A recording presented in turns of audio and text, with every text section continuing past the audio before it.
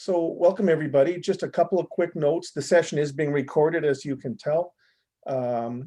Please, when you're not speaking, to both mute your microphone and shut off your video.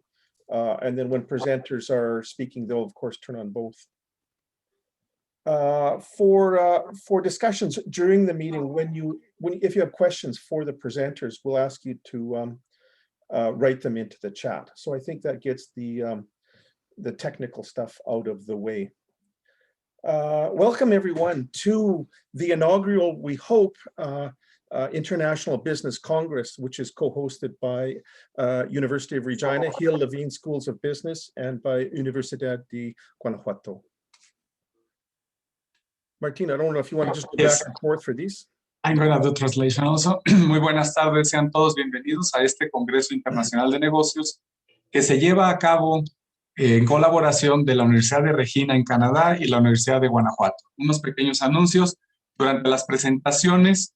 Si desean apagar su pantalla cuando estén presentando ya los diferentes equipos, lo pueden hacer, y sus micrófonos en silencio para poder escuchar las presentaciones. Thank you. I would like to introduce some of the dignitaries who are here on behalf of and from the University of Regina. Quisiera presentar ahora a las personalidades que nos acompañan en representación de la Universidad de Regina. I will mention names for now. A couple will speak. I will start with our Dean of the Business School, Dr. Gina Grandi. La decana, directora de la División o Escuela de Negocios Gil Levine de la Universidad de Regina, la doctora Gina Grandi. The Associate Dean of Graduate Programs and Research is Dr. Lisa Watson. El decano asociado de la Escuela de Programas de Grado y de la Escuela de Negocios, la doctora Lisa Watson. Our Acting Associate Vice President International for the University of Regina is Harun Chaudhry. El vicepresidente interino de la Oficina Internacional de la Universidad de Regina, Harun Chaudhry. We have a number of members from the Gil Levine Leaders Council, including we have brief introductions with Canadian Senator Pamela Wallin and Paul Hill. Nos acompañan también diferentes miembros de nuestro grupo directivo de liderazgo de la universidad, y también así mismo la senadora Pamela Wallin de Canadá. Muy buenas tardes. Okay, thank you, Martin. I would ask for greetings from two of the people from University of Regina. We will start with my boss, Dean Gina Grandi, please. Thank you, Dr. Lockhart, and for the invitation to be here this evening. As Dean of the Gil and Levine Schools of Business, I'm delighted to be able to join you for our first ever virtual International Business Congress. And as Wally has indicated, the first of many to come, I certainly hope. Muchas gracias, muy buenas tardes. Es un placer estar aquí, y sobre todo porque estamos inaugurando el primero, y así esperamos, de muchos demás eventos académicos. El doctor Wallace me ha comentado que espera que así sea. I too would like to extend a special welcome to a number of people. It is a little bit of a long list, but I am going to do it because I do want to welcome those people. I'd like to first welcome Senator Pamela Wallin, who's joining us this evening. Me gustaría dar la bienvenida a algunas personas. Una disculpa porque estoy tentada a hacer estas presentaciones, pero creo que es muy importante. La senadora Pamela Wallin. Livia Castellanos, Executive Lead, International Education and Jurisdictional Initiatives, Ministry of Advanced Education, Government of Saskatchewan. En especial a Livia Castellanos, quien es la vicepresidente asociada de nuestra escuela, de nuestra área internacional, que está en un permiso temporal porque está funcionando como líder ejecutivo de Educación Internacional e Iniciativas Jurisdiccionales del Ministerio de Educación Avanzada del Gobierno de Saskatchewan en Canadá. Dr. Claudia Gutierrez Padilla, Provost of Guanajuato Campus, on behalf of the Rector of Guanajuato. Y quisiera saludar a la doctora Claudia Gutiérrez Padilla, secretaria académica del Campus Guanajuato, en representación de la rectora del Campus Guanajuato, la doctora Teresita Rendón. Dr. Claudia Susana Gomez Lopez, Dean of the Division of Economic and Administrative Sciences. Saludo a la doctora Claudia Susana Gómez López, quien es la directora de la División de Ciencias Económico-Administrativas. Dr. Hector Fabian Gutierrez Renel, Director of Department of Entrepreneurship and Directing of Businesses. El doctor Héctor Fabián Gutiérrez Rangel, quien es director del Departamento de Gestión y Dirección de Empresas. Dr. Augustine Ruiz Lanusa, Coordinator of the Master in Management Program. El doctor Agustín Ruiz Lanusa, el coordinador de la maestría en Administración. Dr. Lisa Watson, Associate Dean Research and Grad Studies at the Hill and Levine Schools of Business. La doctora Lisa Watson, quien es el decano asociado del programa de posgrado y de investigación de la Escuela Hill Levine de Negocios. Harun Chaudhry, Director, Global Education Services. Harun Chaudhry, quien es el vicepresidente encargado de la Oficina Internacional. Doctors Lockhart, Aguilar, and Dr. Panoja. Al doctor Wallace Lockhart, a un servidor, Martín Pantoja Aguilar. And Dr. Paul Hill. Y en especial al doctor Paul Hill, que nos acompaña, quien a su nombre fue dedicada el nombre de esta escuela de negocios en Regina. Welcome also to students from Levine and University de Guanajuato, pardon me, and our faculty and other guests from our community here in Regina, Saskatchewan, Canada, and Mexico. Le doy la bienvenida a todos los presentes, profesores, estudiantes, tanto de Guanajuato como de Regina, en esta sección de Saskatchewan, en Canadá. I would like to acknowledge that I join you this evening from the University of Regina, located on Treaty 4 territory, the traditional homeland of the Cree, Dene, Lakota, Nakota, Dakota, Saulteaux, and Métis Nation, and a critical important part of our past, our present, and our future. Una disculpa por la traducción, pues son muchos nombres que no tengo en mi mente, pero estoy en estos momentos transmitiendo este saludo desde Regina, que está localizado en Saskatchewan, donde está una de las grandes naciones, los grupos indígenas de Canadá, donde hay un gran aprecio y un gran respeto por recuperar la conexión con las naciones.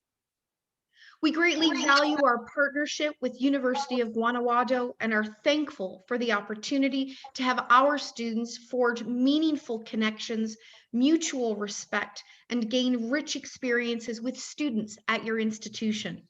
Apreciamos mucho la relación con la Universidad de Guanajuato y le estamos eternamente agradecidos por esta conexión tan especial que permite que nuestros alumnos de Canadá puedan tener enriquecimiento al colaborar con los alumnos mexicanos. Through this partnership, our students have had the opportunity to broaden their worldviews and gain a global perspective. A través de este intercambio, nuestros estudiantes van a poder tener una visión global y ampliar sus horizontes multiculturales. Thank you, Dr. Lockhart, Dr. Argula, and Dr. Pantoja. Goodness gracious, please accept my apologies for your entrepreneurial spirit and creativity. You are fantastic role models of experimentation and innovation in higher education. This is all down to your leadership.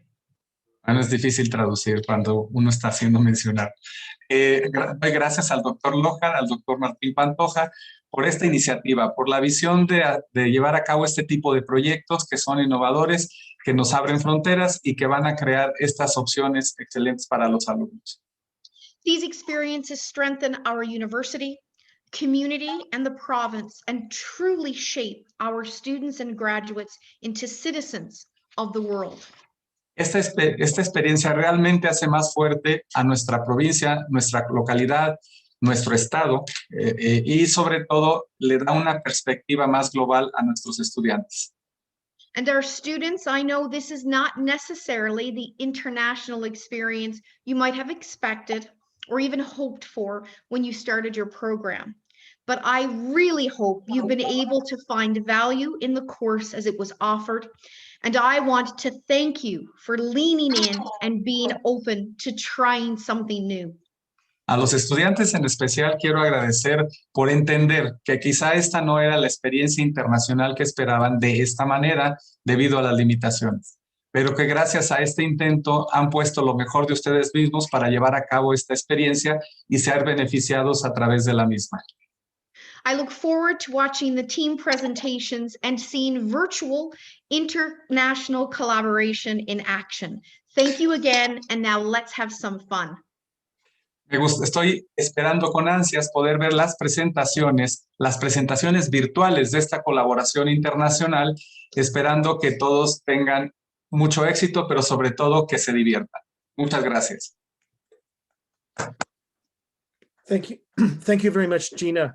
And I do want to acknowledge for everyone to hear that it's because of the support that we've had, I'm sure in both institutions, but the support that you've given us and sticking with us to help build the foundations for this course are so much appreciated. Thank you. Quiero agradecer y hacer notar que realmente todas estas iniciativas pues son gracias al apoyo de nuestras autoridades. Estoy seguro que será el mismo caso en Guanajuato, pero es gracias a ello que podemos llevar a cabo este tipo de eventos con este impacto. Thank you. I would also like to introduce someone else who has been absolutely foundational in building the programs and building the opportunities for us. For the past 6 years, I've been so fortunate to work with our international office, with Livia Castellanos and with Harun Chowdhury in building the foundation so that we could be here today. Quisiera presentar a alguien que es fundamental y vertebral en esta relación y que está desde el principio apoyando el desarrollo de estos proyectos en la Universidad de Regina, y es Livia Castellanos, quien fuera la directora de la Oficina Internacional, que está en permiso temporal, colaborando ahora con el gobierno de Saskatchewan. So we will ask Livia to speak. Livia is our Associate Vice President on leave right now, doing work with the government of Saskatchewan. Livia, will invite your words, but before you speak, I want to say some of the most important words that I speak tonight is looking back at my several years of work with our international office and with what you and the team have done. Thank you so much. Reconozco el trabajo que desde varios años atrás hemos tenido con Livia Castellanos, aunque está de permiso temporalmente. Muchas gracias. Pero tiene toda una historia de apoyo y tradición. Por eso, Livia, muchísimas gracias. Can you hear me? Now we can hear you. Okay, perfecto. Buenas tardes. Good afternoon. Thank you so much for inviting me, Dean Gina Grandi, Professor Lockhart, Martín Pantoja, Harun Chowdhury. Thank you so much. Muchas gracias, students and authorities. It is my great pleasure to bring greetings from the government of Saskatchewan. It has been my incredibly exciting to hear and to learn from Dr. Lockhart about this Congress. And I thank the University of Guanajuato and its authorities, as well as the University of Regina, my colleagues at the business school, the visionary Gina Grandi, Dean of Business, as well as my dear colleague Harun Chowdhury for all their support. Es un gran placer estar con ustedes hoy, estudiantes, Dr. Lockhart, Martín Pantoja, a la visionaria decana Gina Grandi, mi querido estimado colega Harun Chowdhury. Muchísimas gracias por darme esta oportunidad a través del gobierno de Saskatchewan. Les saludo y les deseo que tengan un gran congreso. In 2019, I was in Guanajuato in May 28, signing an agreement with Dr. Sergio Antonio Silvia Muñoz. And it was a great pleasure and a great experience. I want to tell you that my great-grandfather was one of the founders of the medical school at the Universidad of Guanajuato.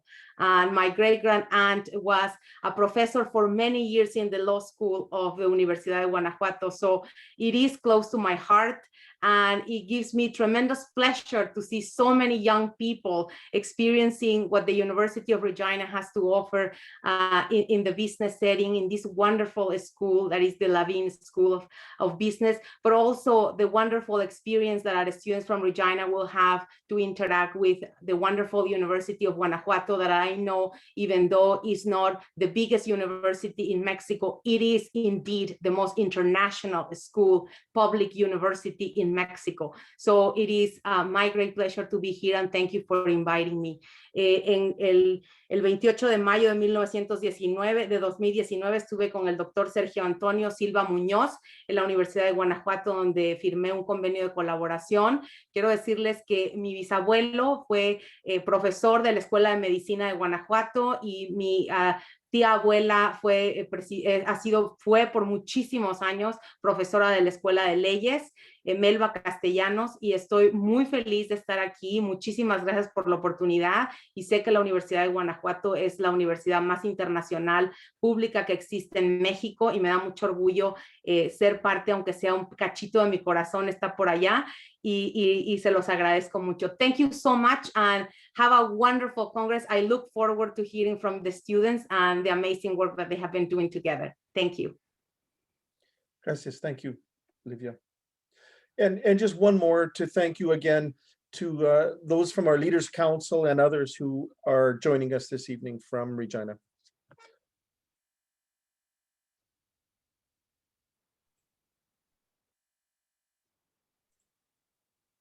Martin, it's all yours. Oh, yes, I was trying to fix the microphone. Sorry, Wallace. Well, if you may, can I continue now? Please do.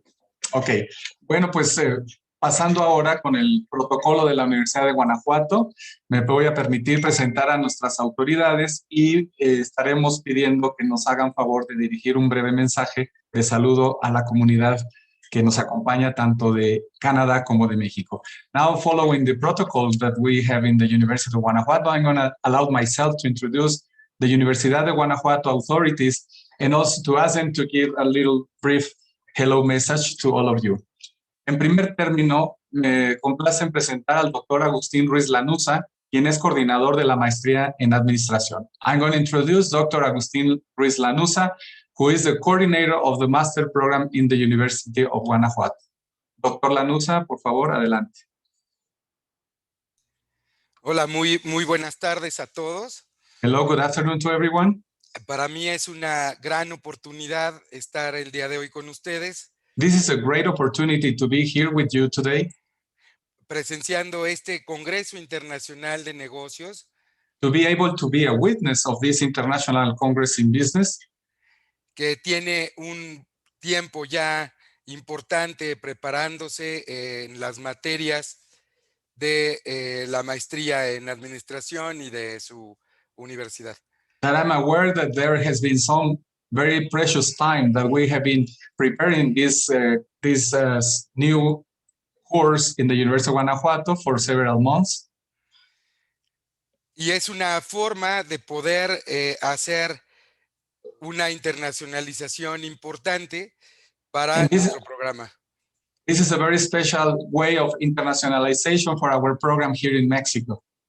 Muchas felicidades a todos, mucho éxito. Thank you very much. Congratulations to everyone, and I wish you a lot of success. Y muy agradecidos por todas sus atenciones. And thank you very much to Regina for all your attentions. Muchas gracias, doctor Agustín Ruiz Lanuza. Ahora me permito presentar al doctor Héctor Fabián Rangel, quien es director del Departamento de Gestión y Dirección de Empresas. Now, I'm going to introduce Dr. Héctor Fabián Gutiérrez Rangel, who is the head of the Department of Entrepreneurship and Director of Business. Doctor Fabián, por favor. Gracias, maestro, doctor Martín. Muchas gracias, doctor Martín. ¿Me escuchan? Sí, adelante, por favor, doctor. Muchas gracias. Es un placer estar aquí con todos ustedes. It is a pleasure to be with all of you. Es un placer estar aquí. Y muchas gracias, Martín. Es un placer estar aquí presentes en este congreso muy importante para ambas instituciones. Sé que este evento académico fortalecerá los lazos entre ambas instituciones. This is a very special event for all of us, but I'm very hopeful that this event will strengthen the relationship between our two institutions. El intercambio entre ambas instituciones en cuestiones culturales y de negocios. And hopefully also the exchange of intercultural and business studies relations Permitirá fortalecer los vínculos que tienen los alumnos y académicos. Y This sobre todo, will make stronger the linkage between students and faculty in both institutions. y sobre todo fortalecer los vínculos entre estudiantes extranjeros y nacionales. But this is so special because we are strengthening the linkage between students from different countries. No me queda más que desearles éxito a todos los alumnos presentes en este congreso y gracias a las autoridades por el apoyo. I really want to wish you very much success to all the students participating. And I also officially want to say thank you to all the authorities that are supporting this program. Gracias, doctor Fabián. Muy buenas tardes. Pasamos ahora a presentar a la doctora Claudia Susana Gómez López, quien es la directora de la División de Ciencias Económico-Administrativas. Now let me introduce to Dr. Claudia Susana Gómez López, who is the Dean of the School of Business in University of Guanajuato. Doctora, por favor. Thank you very much. It's also a pleasure for me to be here. I want to call it the first International Business Congress in Mexico-Canada because I'm sure there will be several in the next years. Thank you very much. Also, I want to say that this Congress is a great opportunity for several reasons. The first one is to get closer between us institutions, people, and countries. Second, to learn from each other and to listen several points of view regarding how to make business for both countries. I want to highlight the big effort between the institutions, but especially people, authorities, professors, and students. I want to say also that this could not be possible if Professor Wallace Lockhart and Professor Pantoja from the University of Guanajuato wouldn't commit to make this happen. Also, I refer to the authorities from both universities that have just talked. I hope this is the first of many cooperation actions between both institutions and especially divisions. Finally, I wish great learnings and experiences for everybody. Thank you very much. Muchas gracias, doctora Claudia Susana Gómez López. Y ahora es el turno de la doctora Claudia Gutiérrez Padilla, quien es la secretaria académica del Campus Guanajuato en representación de nuestra rectora del campus. Pediremos que nos haga su mensaje y su breve mensaje, pero un mensaje de inauguración, ya que es nuestra última persona que va a intervenir para que declare formalmente inaugurado este congreso. Let me introduce to Dr. Claudia Susana Gómez, who is, Dr. Claudia Gutiérrez Padilla, who is the provost of the Campus Guanajuato on behalf of the rector of the campus. And also we are asking Dr. Gutiérrez Padilla to say final words to inaugurate this Congress, since it's the last person in making the speech. Por favor, doctora. Muy buenas tardes a todos y todas. Good afternoon to all of you. De antemano, una disculpa por mi inglés no es muy bueno, entonces prefiero hablar en español. I want to apologize for not speaking in English. My English is not as good, so I'm going to speak in Spanish. Saludo con respeto a todos los integrantes y asistentes a este congreso que nos acompañan. I have a big respect for all of you, and I say hello to all the attendees of this Congress. De parte de la doctora Teresita Rendón Huerta, rectora del Campus Guanajuato, hago llegar sus más sinceros saludos. On behalf of the rector of the campus, Doctora Teresita Rendón Huerta, I would like to give you a very sincere congratulations for this event.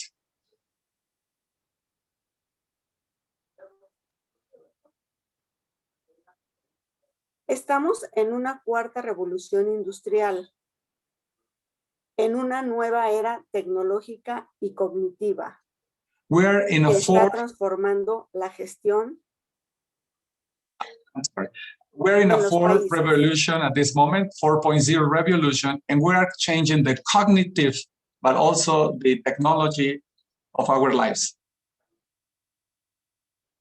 La operación del comercio internacional, We are changing also how we El operate funcio- international trade,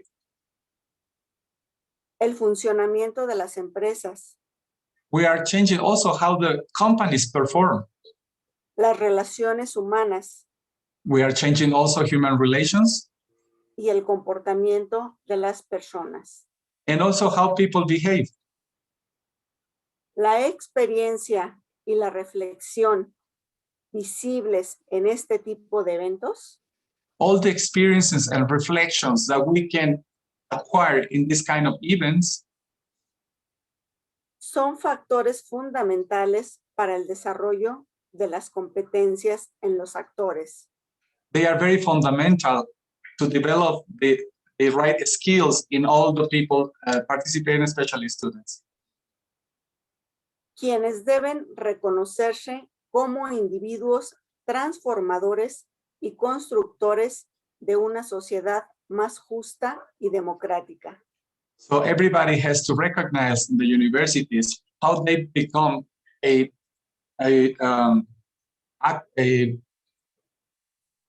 sorry for that, factor of change for all this new reality. La organización de este Congreso The organization of this Congress da cuenta del compromiso de formación humana, is a proof that we can give as institutions how we are committed to form human beings integral in a very integral form. y, por supuesto, profesional y personal de And of nuestra course- comunidad. And of course, professionally and personally for all the community, Académica y estudiantil. including the faculty and students.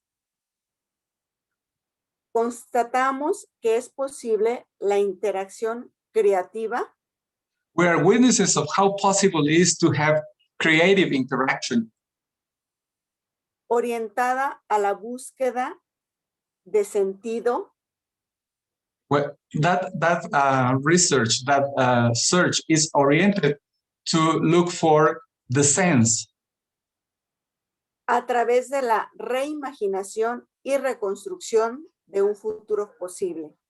that sense is the meaning through reconsideration, imagination, and how the future can be. De crear negocios diferentes, How to create different businesses, siempre orientados al bien común y al servicio de la sociedad. and those businesses have to be oriented always to the welfare of everybody and to the society.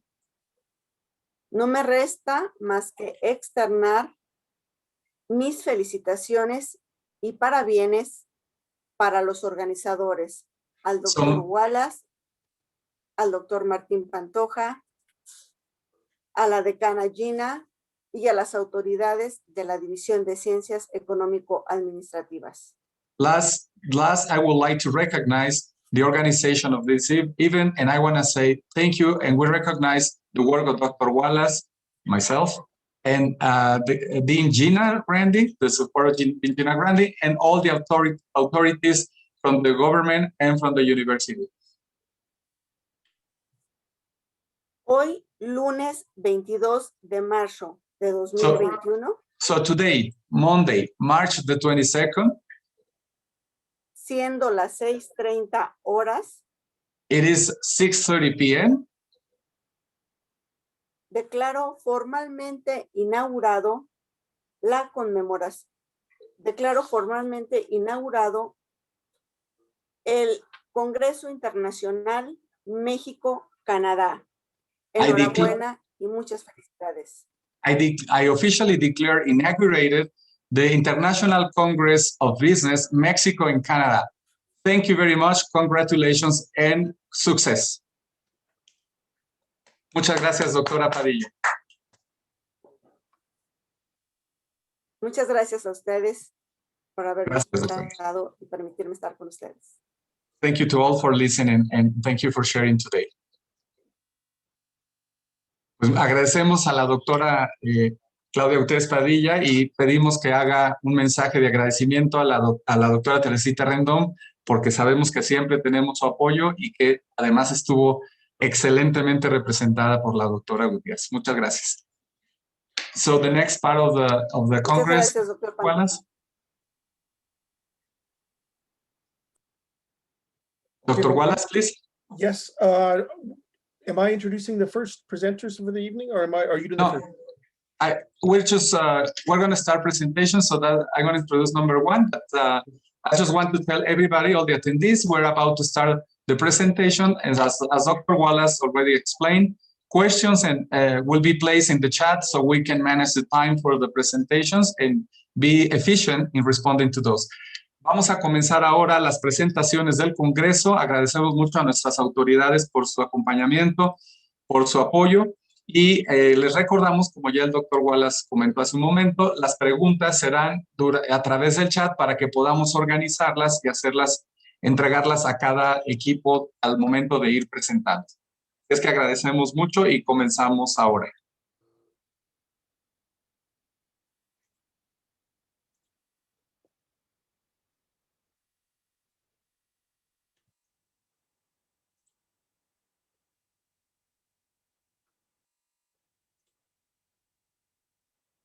Bien, pues vamos a presentar a nuestro primer equipo. Nuestro primer equipo con estudiantes de la Universidad de Guanajuato y la Universidad de Regina.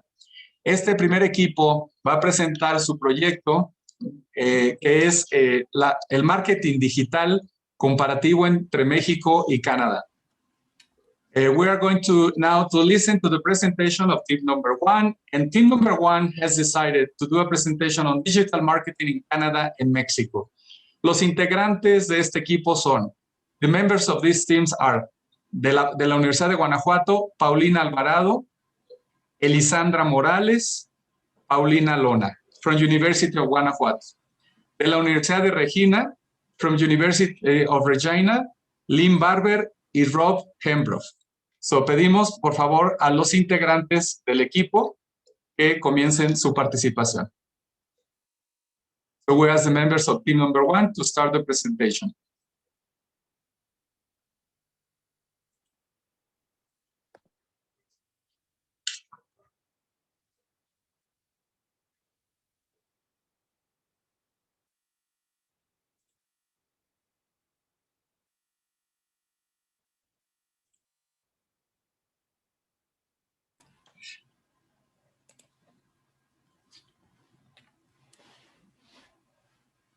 Can you guys hear me okay? It's good. Okay. Thank you, Professor Pantoja, and good evening to all of you.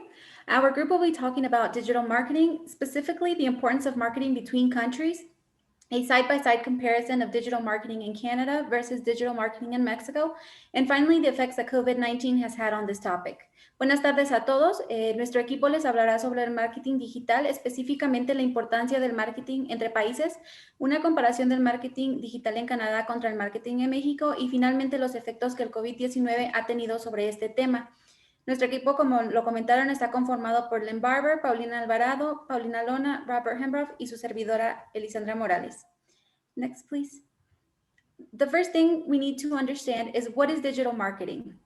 Digital marketing refers to advertising delivered through digital channels such as search engines, websites, social media, and mobile apps. Using digital marketing can help reach a vast audience in a way that is both cost-effective and measurable. Other benefits of using this type of marketing includes increased customer loyalty, engaging with customers at every buying stage, allows to target the right audience, and also gains brand credibility. Next. It is also important to know some of the different types of channels of digital marketing that we have today. First, we have paid search, also known as pay-per-click advertising. This typically refers to the sponsored results on the side of a search engine results page. These ads charge for every click and they can be tailored to target audiences seeking something in particular. Another example would be search engine optimization and search engine marketing. SEM is a system where businesses pay to show their ads at the top of a search result. On the other hand, businesses don't pay for SEO. Instead, it's the process of optimizing the content of a certain website so that the pages appear at the top. These strategies are highly influential in digital marketing campaigns. A third type of channel is content marketing, which is not apparently promotional in nature, but rather helps to educate and inspire consumers who are seeking information. Statistics from the Content Marketing Institute show that in 2020, 86% of business-to-business marketers use content marketing to successfully create brand awareness. Uno de los más importantes para ambos países que compararemos el día de hoy es el marketing en redes sociales. The key to effective social media is to create as many peer-to-peer sharing opportunities as possible. The more an audience is inspired to engage with certain content, the more likely they are to share it, potentially inspiring their peers to become customers as well. Según el índice web global de 2018, el 54% de los navegadores sociales utilizan las redes sociales para investigar productos. Also, 98% of marketers say Instagram is the most influential platform for influencer marketing. Lastly, but very common today, is mobile marketing, which is very important since mobile devices are kept with us at all times and are checked constantly throughout the day. Teodora Dobralova, content editor at Celine Rank, reports that in 2020, 70% of web traffic comes from mobile phones, and 80% of smartphone users will buy from companies with mobile sites and apps that are easy to navigate. Now that we have seen the basics of digital marketing, I will leave you with Paulina Lona, who will be explaining the importance of marketing between countries. Gracias, Eli. Buenas tardes a todos. Thank you, Eli. Good afternoon, everyone. Marketing, it is important in every country, not only because it helps you to sell your products or service, it's also because it helps the companies, association, governments to get close to their communities. Next, please. Previous one. In the past years, marketing career became 100 top professional occupations in the world. In this case, we are talking about marketing managers, advertisement professional, marketing researchers, and consultants. One of the most frequent questions it is, and how much is the salary? ¿De a cuánto se la paga? Well, the average of Canada is 33.65 Canadian USD per hour. It means like 557 Mexican pesos per hour. In Mexico, it is 3.72 Canadian USD per hour. It means 61.54 Mexican peso per hour. So think about it.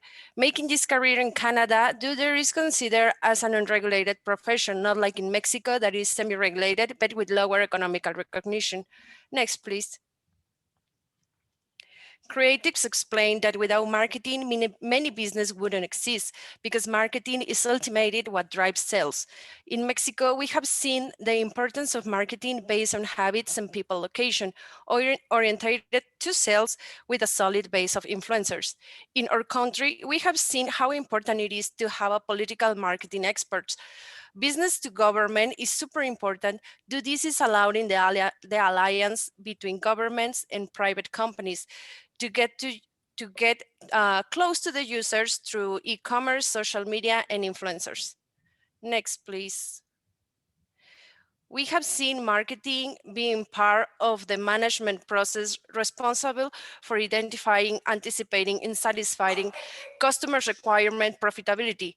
Per investigation, it has been seen that in Canada, the importance of marketing remains in the diversity, and a big challenge they are facing, it is to develop new projects, but without disturbing the peace with competitors. This allows their companies and government to grow their audience and ramp up their budgets. Now, please welcome to Lynn Barber. She will be talking to you guys about digital marketing in Canada. Thank you. Thank you, Paulina. Our group completed an environmental scan, Escano Ambiental, of Canada and Mexico to determine the current climate in each country as it relates to digital marketing. Se realizó un análisis PEST y se descubrió lo siguiente para Canadá. A PEST analysis was conducted and the following was discovered for Canada. From a political perspective, Perspectiva Politica, Canada has legislation in place that directly responds to the increase in digital marketing activity. Canada's anti-spam legislation, CASL, was introduced in 2014. In 2014, Canada was home to 7 of the world's top 100 spamming organizations. By 2017, there were only 2. CASL has caused companies to be more disciplined in managing their economic marketing programs. The use of cookies is also regulated under this legislation. On most websites in Canada, there will be a pop-up asking for permission for that site to use cookies, which track your habits online to better market to you. On the economica side of things, in Canada, there is a high demand for employees skilled in digital marketing. However, a reliable supply of such skilled workers is lacking.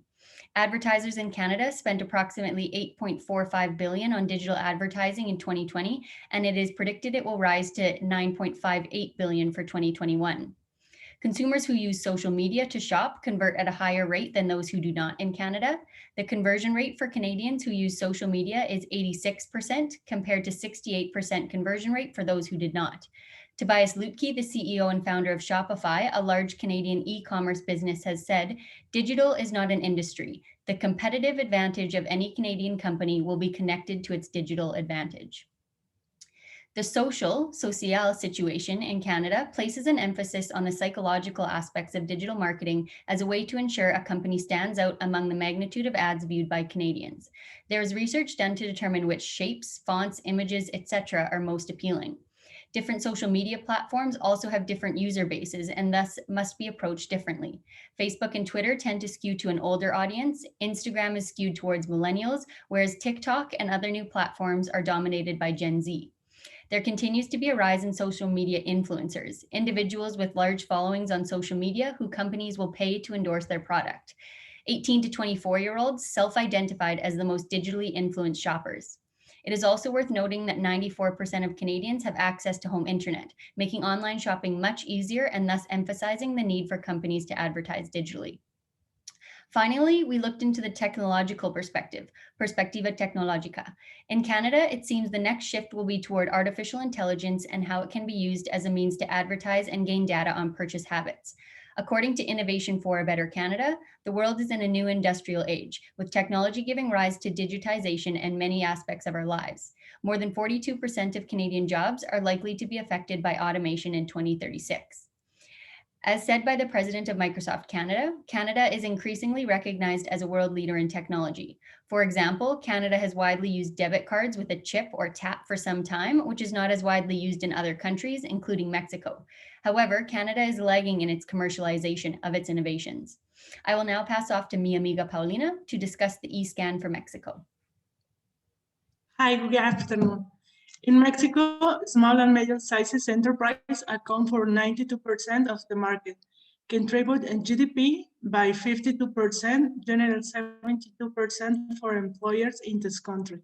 In political perspective, recently, Office in Mexican Standard, NOM 051, the food labeling law was amended. Company for prepackaged food and non-alcoholic beverage need to investment in putting specification on their brand. Only products with a health nutrition value have been accepted for the rule. 50% of the food market like some dairy. Profeco, Federal Office of Consumer, has the Federal Law of Consumer Protection in 1918. The Mexican Department of the Economy published the Mexican Regulation of Electronic Commerce that mandate the Federal Consumer Protection Law. In 2019, Mexico joined the dependence to disappear due to austerity policy with the arrival of the new government, provide support to Mexican exporting or the individuals with business activity or business association. So the private initiative, the Secretary of Economy and Secretaría de Relaciones Exteriores had to take their place. Next, please. In economy, advertising investment accounting only 0.38% of GDP. In 2019, investment in open television was 36% and internet 42%. However, as was seen in the photograph, I took this photo near my house where people advertising on the walls because not everyone was access to internet. In 2020, approximately 19% Mexico population buys products or services online. This happens because we like to physically see the product. We don't know the company exists or is a fraud. And the concern we all have is that they fall in wrong hands and involve us in economy fraud or even extortions. Next, please. In the part of social, I comparison make through Hofstadter insights exploring the culture or age country considered, power distance, individualism, masculinity, inciting, oversight, and long-term orientation and indulgence. Mexico is characterized by collectives. There is a keywords of genders. Roles are rigid. We have little tolerance for change. People are more focused on the present, and traditions are considered very important. 56% Mexico have internet in-house. On the other hand, Mexico focus on exploring the goodness of the product in media, social, television, radio, posters. The function is simple: sell the product and brand. We are the transition of the 2.0 consumer orientation. Next, please. Finally, on the subject of technology, Mexico is faced with a gap in the internet and broadband. National political play key roles, but ensures reliable and affordable connectivity is essential to create and capture value in a digital economy. Para terminar, mi compañero Rob nos hablará de los efectos del COVID en el marketing digital.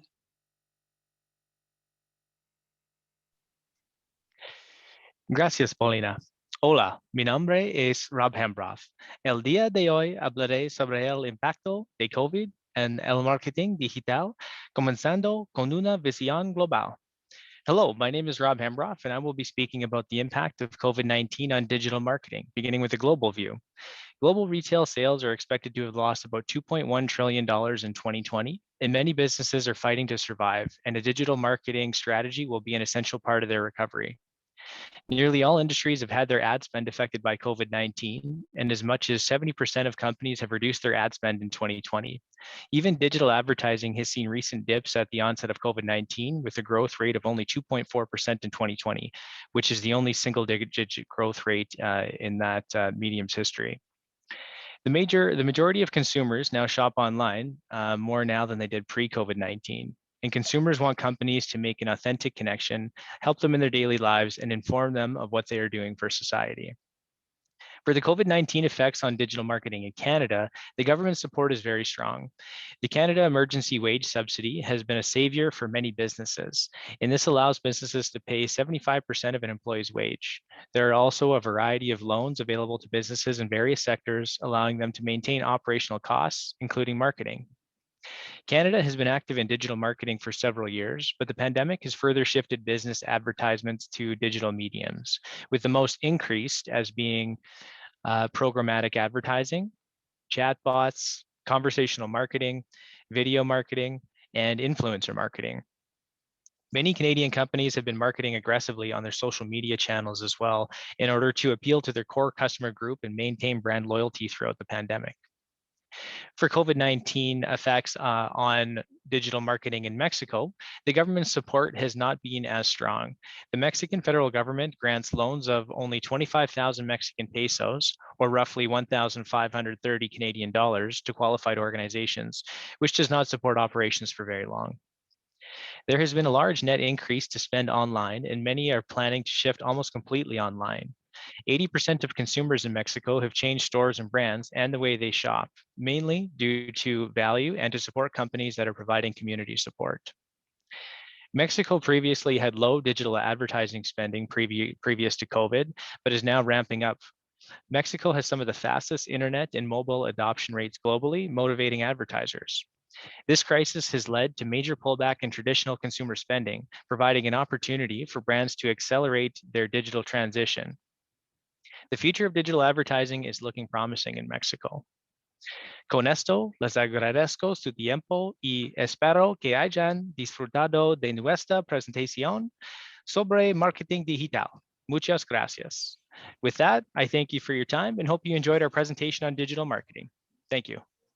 Thank you very much to team number 1. Gracias al equipo 1. Now we have 5 minutes for questions and answers. So I have in the chat already one question. Let me read it for you. It's in Spanish, so I'm going to translate after Spanish. ¿Qué han hecho las autoridades en ambos países para garantizar que la compra y venta de productos a través de medios digitales esté garantizada en términos de logística? The question is, what have authorities have done in both countries to guarantee that buying and selling products through the digital media is guaranteed in terms of logistics?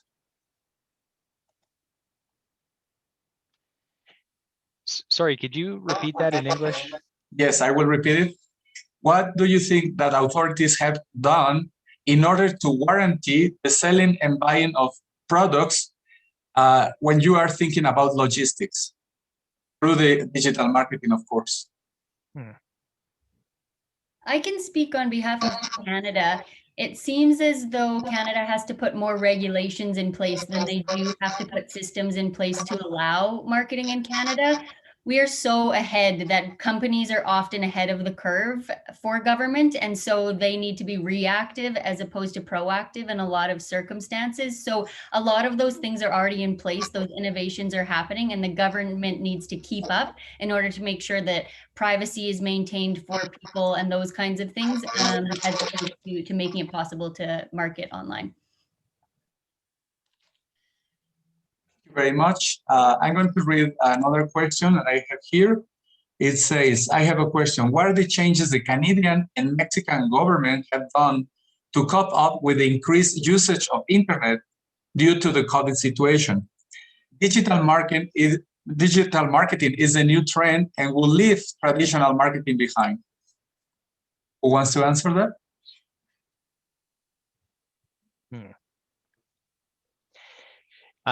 That's a tough one. I'm not sure of the infrastructure that they've made changes for internet. I mean, along those lines, I know here in Saskatchewan, at least, and I'm sure it was kind of across further provinces, the SaskTel, which is our Crown corporation that provides phone services, internet, and things like that, they did offer throughout the pandemic free overages on data if people are going over their data and things like that.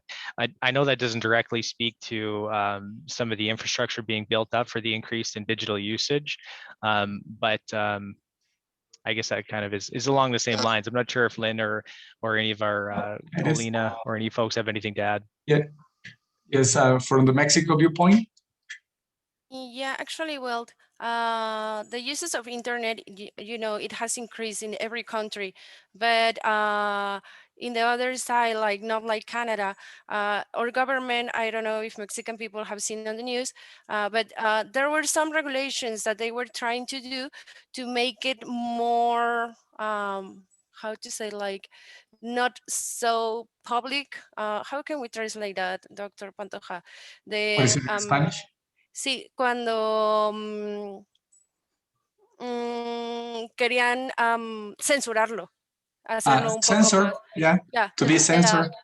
A little bit more like to be censored and not like to be so open to the public. So let's say like maybe this is wrong from our government side, but this is something that it's being undermined lately to make the internet service censor.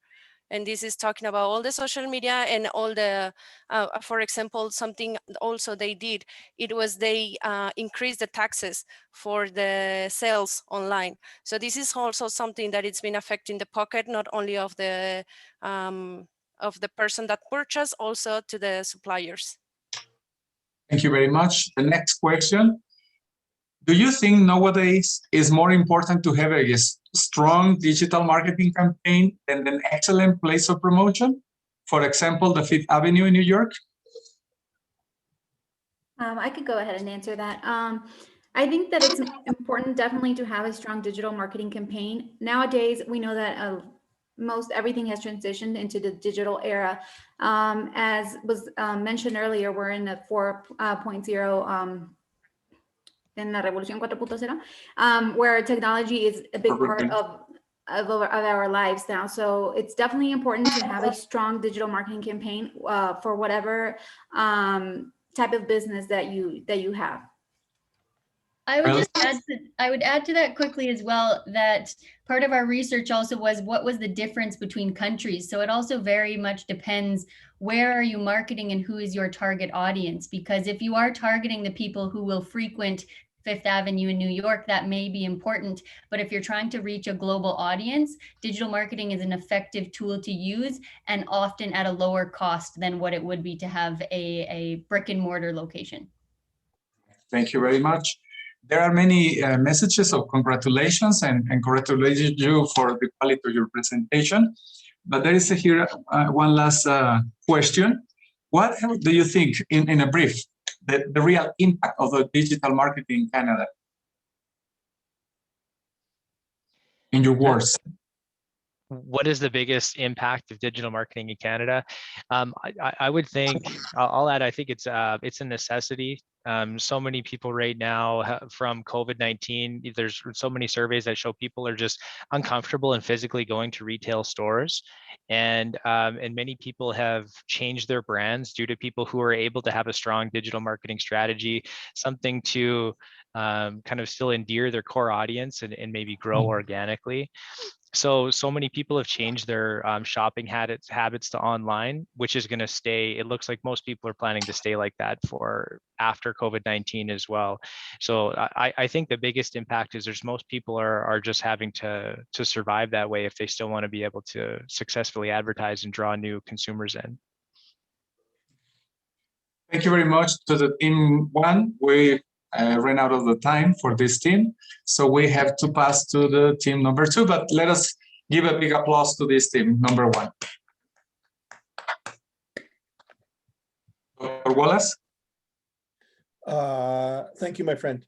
So you'll put up the slide for the second team. During the last few weeks, we've had many guest lectures, guest presentations from business people in both Canada and Mexico. And a number of them work in hospitality industry, in hotels and restaurants. And we see a much varied mix of impact on their businesses over time and on their lives. So we have a team of 6 students for this presentation from 4 different countries.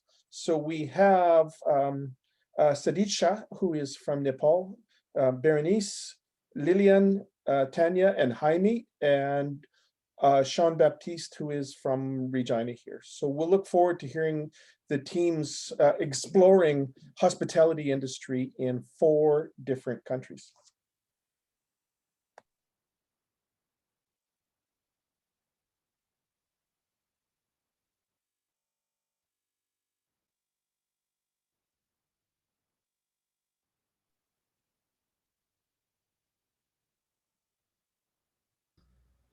All right, I think you guys should be able to see the screen now. Perfect, then I think we are ready to go. I'm not able to put on my video, Professor. We can hear your voice. Yeah, but it says that you cannot start your video because the host has stopped it. Oh, we'll ask for tech help there. Okay. Yeah, it starts now. Thank you. Here we go. Buenas tardes y bienvenidos. Nuestra presentación es sobre los restaurantes durante COVID. A very good evening and welcome everyone. Our presentation is on the restaurant industry during COVID. As we already know, this conference deals with Mexican and Canadian experiences. However, given the heterogeneity of the origins of the team members, we decided to include in our analysis a quick look at each of our countries of origin. That's why we want to share with you this little reflection. No somos personas en México, no somos personas en Canadá, somos personas en el mundo, regardless of our country or origin. Our analysis, next please, is focused in Canada and Mexico, but we are going to talk about Cuba and Nepal too. Especially, we want to remark that Mexico and Canada share a very similar profile regarding the importance of the restaurant industry within their economy. In both countries, the restaurant industry represents around 4 or 5% of their GDP and employs 7% of their workforce. According to figures reported by the Canadian Restaurant and Food Service Association and the Mexican Institute of Statistics and Geography, in 2018, there were nearly 100,000 restaurants, bars, and caterers across Canada, while for the same year, but in Mexico, there were more than 500,000 of economics unities dedicated to the preparation of food and beverages across Mexico. But the main difference is that in Mexico, 70% of these economic unities are classified as informal business. Next. Yo presentaré los restaurantes en Nepal. So I'll be talking about the restaurant industry in Nepal. Nepal is a tourist destination for most of the mountaineers as it is a home to Mount Everest. So the hospitality and restaurant industry is one of the major business sources in the country and contribute to 2% GDP in the year 2017-2018. Talking about the structure, Nepal mostly has family-owned restaurants and very few fast food chains. There are approximately 2,500 restaurants in Kathmandu, Pokhara, and Chitwan, and majority of them are in Thamel, which is the tourist hub in the city. Restaurants in these areas serve food from Eastern to Western cuisines, depending on the location and types of restaurant to satisfy the taste bud of diverse culture. Because of the pandemic, many restaurants were forced to shut down. Almost every restaurant are in loss and is sustaining in the savings. There has been a sharp decline in employment and around 88,000 people working for tourism industry are at the risk of losing their job. There is no support from the government to the restaurant business at the time of crisis, and this has resulted in many small restaurants shutting down completely. There have been many strategies that have been implemented to support the restaurant business. Few strategies that are in effect are restaurants in locations where there are not many COVID cases are opening phase-wise. Limited people are allowed and all health and safety precautions are followed inside the restaurant. Few restaurants are collaborating with food delivery companies to reduce the commission so that it can deliver food to as many locations as possible. And some restaurants, especially catering businesses, are collaborating with NGOs to provide food to people in need in different parts of this country as a part of giving back to society at the time of crisis.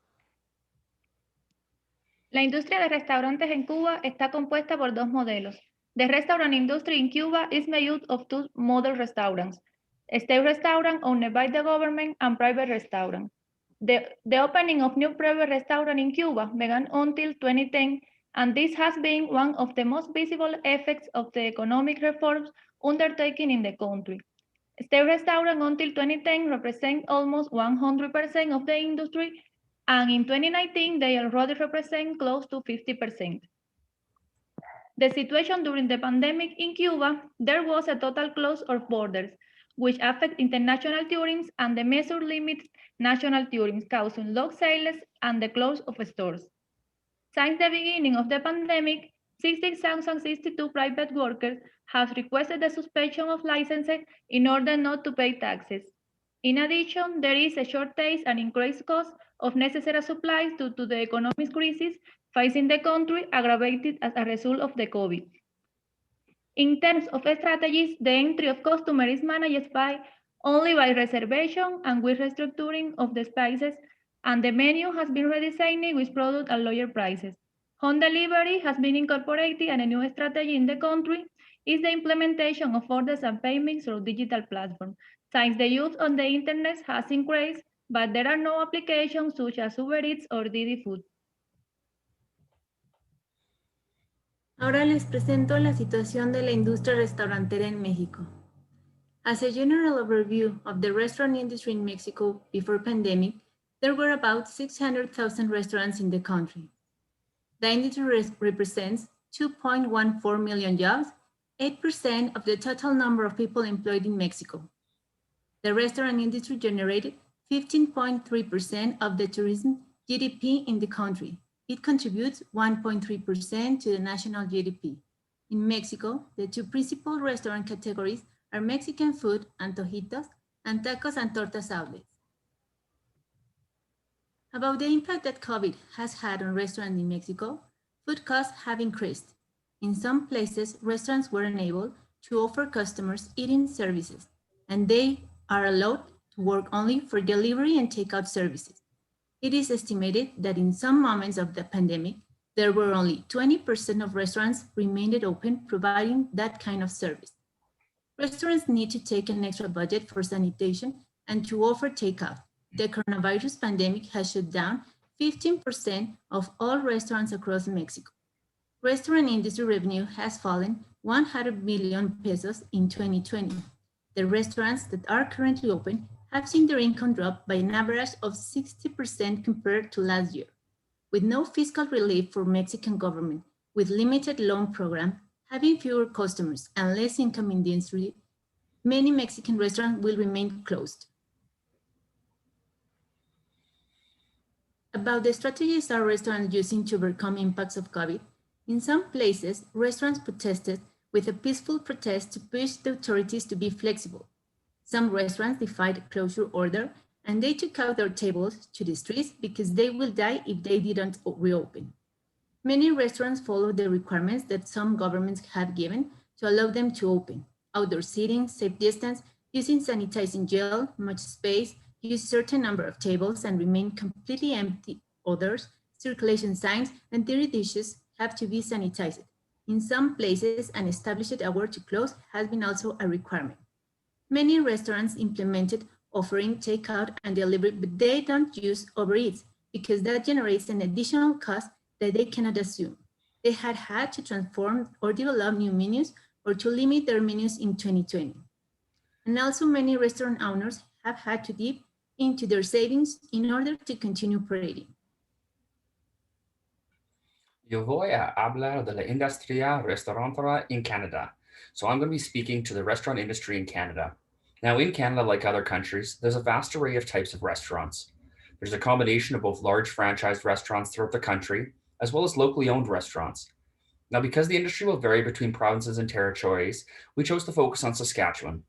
In 2019 in Saskatchewan, there were 28 micro restaurants, which would have between 1 and 4 employees, just over 1,400 small restaurants, which would have between 5 and 100 employees, and 384 large restaurants, which would have 100 to 500 employees.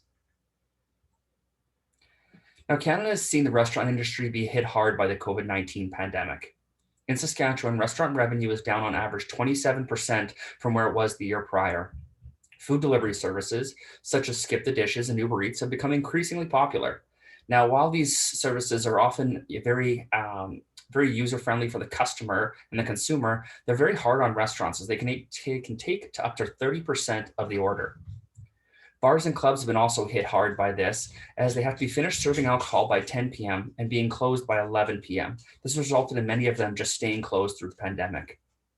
There have also been other restrictions that limit the number of people at a table of 4, and a table must have at least 6 feet between another one. These can greatly restrict the capacity for restaurants, which in turn decreases their revenue potential. It is projected that in Saskatchewan, up to 40% of restaurants may be forced to permanently close following COVID. Finding strategies to overcome the COVID restrictions has become paramount for restaurants to survive. One strategy that companies have taken is to focus on their core business. This may be reducing or limiting their menu, or it may be if they have supplemental revenue streams such as catering and other events like that.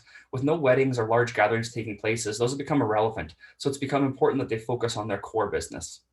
It's also become critical that restaurants change their business model to allow for takeout. Now, some opted to use the ease of a third-party application such as Uber Eats or Skip the Dishes, while others decided to develop an in-home delivery and pickup options.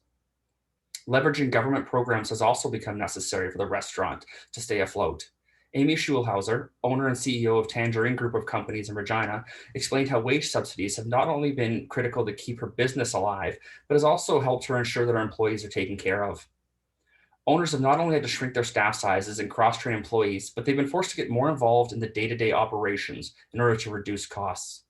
Now, with vaccines on the way and restrictions beginning to loosen in Saskatchewan, it'll be interesting to see how many of these changes will be long-lasting. Yo les voy a hablar acerca de la comparación de los 4 países. I will present the comparison of the 4 countries. As a first point, the form of government in Nepal is Nepal and Canada with a parliamentary system, Mexico with a representative democracy, and socialist Cuba. Regarding the 2019 population of the 4 countries, Mexico is a 127 million inhabitants. However, Canada and Nepal have a difference of 10 million inhabitants. However, Nepal have a difference of 10 million inhabitants. According to the GDP, we have the highest is Canada with more than 1 trillion, followed by Mexico with 1,116.4 billion, being the lowest Nepal 30 billion. Although it's the country that has the highest real GDP growth, being that Mexico has not had growth, Canada and Cuba are not so far from each other, about 2%. Respect to COVID, data are provided as of March of this year, having a highest percentage Mexico with 1.6 being the others below 0.9%. Since the COVID pandemic, the health poverty aspect have worsened, and education has been modified, having as a possible consequence some deficiency in the future for young people, being the greatest opportunity for Canada to attract professionals for all the world, offering a quality of life different from those offered by Nepal, Cuba, and Mexico. The /3 cause migration, but not offering the necessary conditions for social, technological, and economic and educational development, reducing the quality of life. Next, please. So after the interview that we had with some restaurant owners in Mexico and in Canada, we conclude they share with us that they were forced to implement the takeaway and the delivery model to survive this pandemic. And they told us that most of the restaurants have to devise different operating mechanisms that dispense with platforms such as Uber Eats because it raises their cost.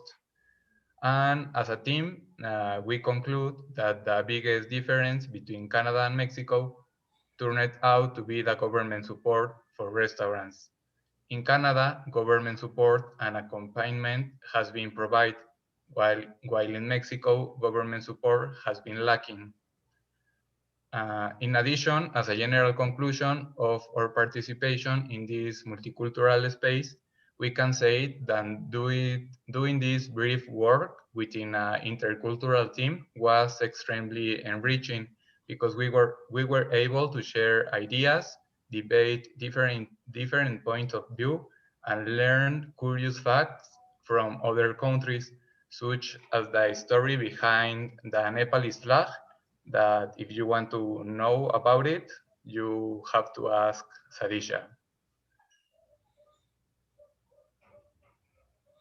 Gracias por escuchar alguna pregunta, which if I said it at least somewhat right, it should mean thank you for listening, and are there any questions? Well, thank you very much to the team for a very interesting story. It is fascinating. There are many questions there, so I will do the best I can to bring them on to you. The first question was specific about Cuba. I hear that in Cuba there are no digital apps for food delivery. Is this directly effective regulation or just because it's not profitable? No regulation. Digital platforms are not profitable for restaurants in Cuba. But the main reason is that in Cuba there is no free internet again, and this limits the use of orders through this medium, which is why it is just being implemented now. It makes sense, doesn't it? I wonder if it'll change under the wide opening of business. Thank you. Next question. This is a good question for us in universities. What can higher education institutions do to turn restaurants into more professionalized sector? And how could higher education coordinate with governments? I want to take that one. I could say that maybe with financial education to teach people to protect economically, maybe with a saving culture that we as Mexican sadly don't have, to be prepared to overcome this kind of crisis. Thank you, Jaime. Next question is, I think we'll go to Tiana's question. Is just comparing the 4 countries, what are the biggest differences you found and how the restaurant industries are operating between the 4 countries? I can start that off if we want. I'm sure others can add on as I go along, but I think personally what I found very interesting was more just the structure of it, even prior, not so much operations, but just the structure of it. Like hearing about, limited fast food or no fast food in Nepal, and, speaking with Mexican students talking about how it's so common to have, type of like street food and things of that nature. And that's not really common nor practical in Canada, especially during the winter. So I found that was a big difference of just how restaurants are set up and sizes of restaurants and things like that. I found that to be the biggest differentiator for myself. Thank you. Anybody want to add to that? Yeah, one difference that I noticed is like to what Sean said, like there are very few fast food chains in Nepal, and it's not here in Canada. I think fast food are known for like cheaper price or more reasonable price, but I think back in Nepal, it's fast food chains are very more expensive compared to the local restaurants over there, and which is I think same with Mexico. When we had a conversation, then we said that in Mexico also fast food chains are a bit not so common and a bit more expensive than the normal restaurants. So I think, yeah, that was one difference we found in that, in terms of price. Thank you. Thank you.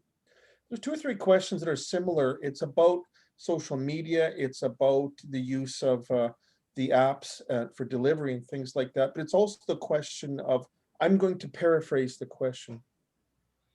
Can we go back to normal, please?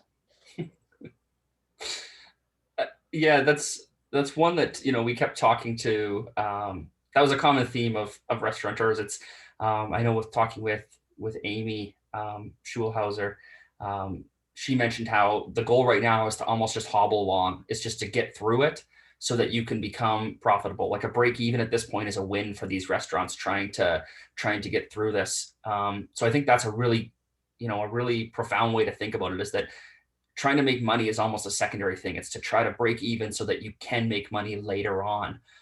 Because I'm sure some of these things, like these digital platforms, are unfortunately probably going to be more commonplace, I think, following COVID, at least for years. I think there will be definitely a social aspect of wanting to get back to restaurants and the social aspect of food, but they're probably not going away, anytime soon.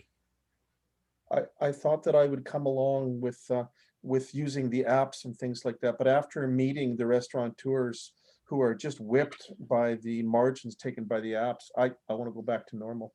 There's 3 or 4 questions. I think we probably have time for 2 more of them.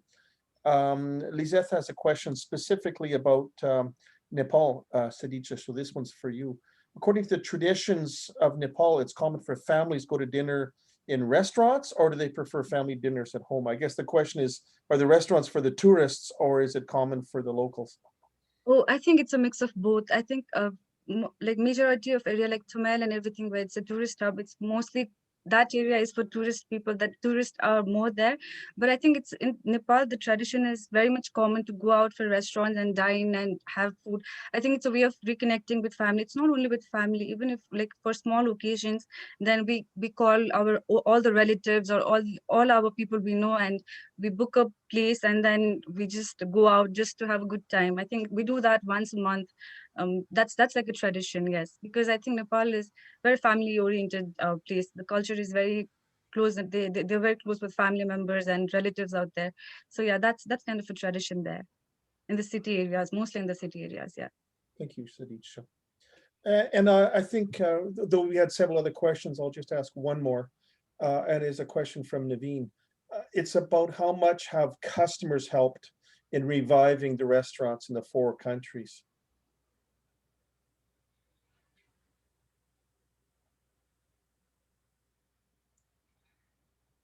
I could speak to that. A lot of, I think, to go back to when we spoke with Amy, I think one of the things that really rang true with customers is it's the owners becoming more, I think, involved in the operations with their customers. It's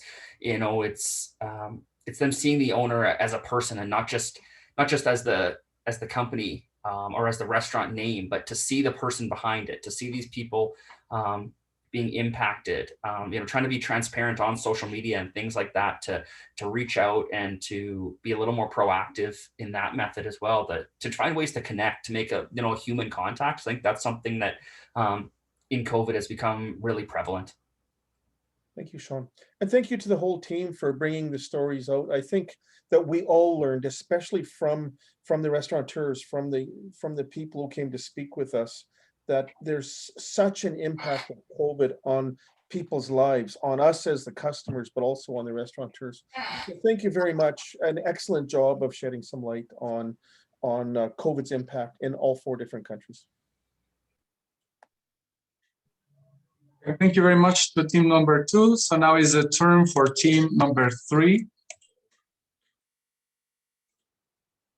Okay, team number 3 decided to work on the textile industry. And we have 3 countries here represented. As you may be aware, textile industry is very much important, specifically in Guanajuato area, but also, as everybody knows, in China. So that was very interesting to see this work and also to compare with Canada to see how the things are working in the 3 countries. So we have from Canada, Tiana Jasko, from Guanajuato, Adriana Preciado, from China, but in Regina, Ran Li, Lisette Contreras, and Sonia Ponce from Guanajuato. So please, team number 3.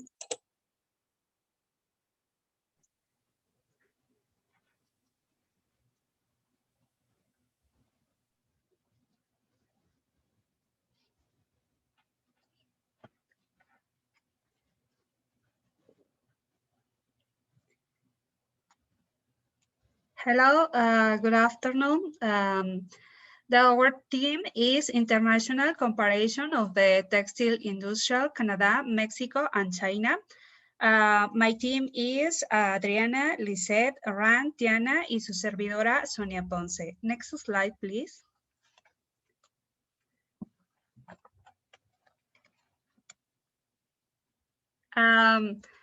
In the slide, you can see the topics or the presentation are what is the textile industrial, macroeconomic situation, exports, imports, multicultural aspects, overview of Canada, Mexico, and China textile market, as well analysis and conclusion. Next slide, please. What is the textile industrial? The textile industrial, it is one economic activity. You can manufacture yarn and fiber and other materials. You can get derived products such as cloths and feedwear. In the diagram, you can see one step of time fiber, yarn manufacturing, fabric manufacturing, paint the fabric, and making. Next, please. Industrial chain in the garment manufacturing. In the diagram, you can see run manufacturing, garment manufacturing, and distribution and retail. El diagrama parece realmente sencillo, cómo lograr obtener un producto final. Sin embargo, la industria textil es muy compleja para llegar a realizar algún producto. Next, please. Macroeconomic situation. China has more gross domestic product, employees, import and export than Canada and Mexico. China is really good industrial textile. Next, please.